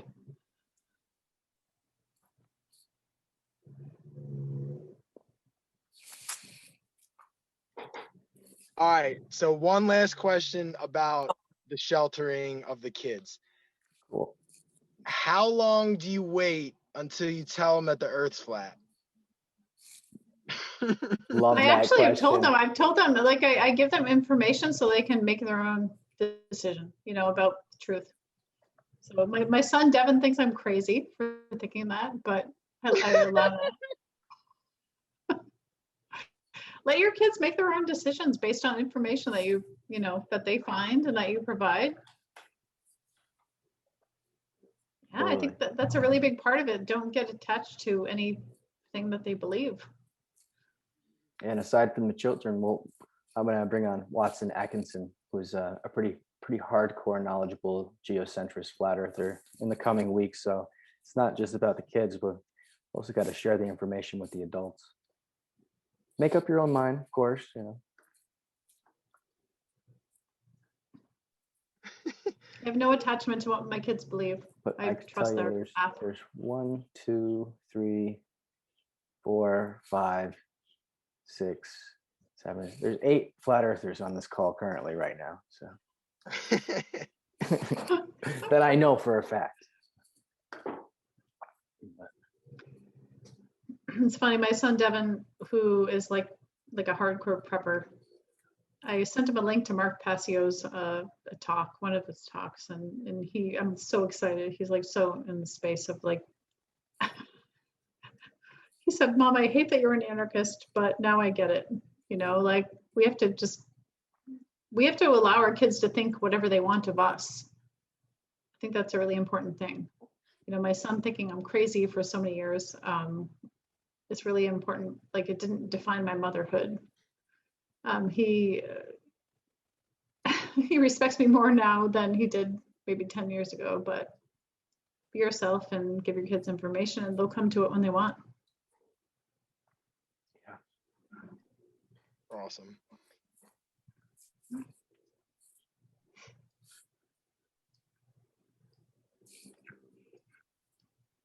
So everybody feeling a little gassed out?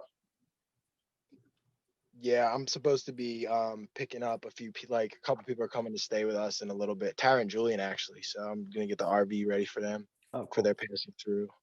Very But cool. so I'm gonna hop off the call. But dude, everything has been so great. Pat, thank you for setting this up. Dana, thank you for the insight. Flowy, it was great to see and hear from Flowy too. Yeah. And I'm just grateful that we got to do this, and let's do it again sometime. Yeah, I'm going to keep trying to build it, you know.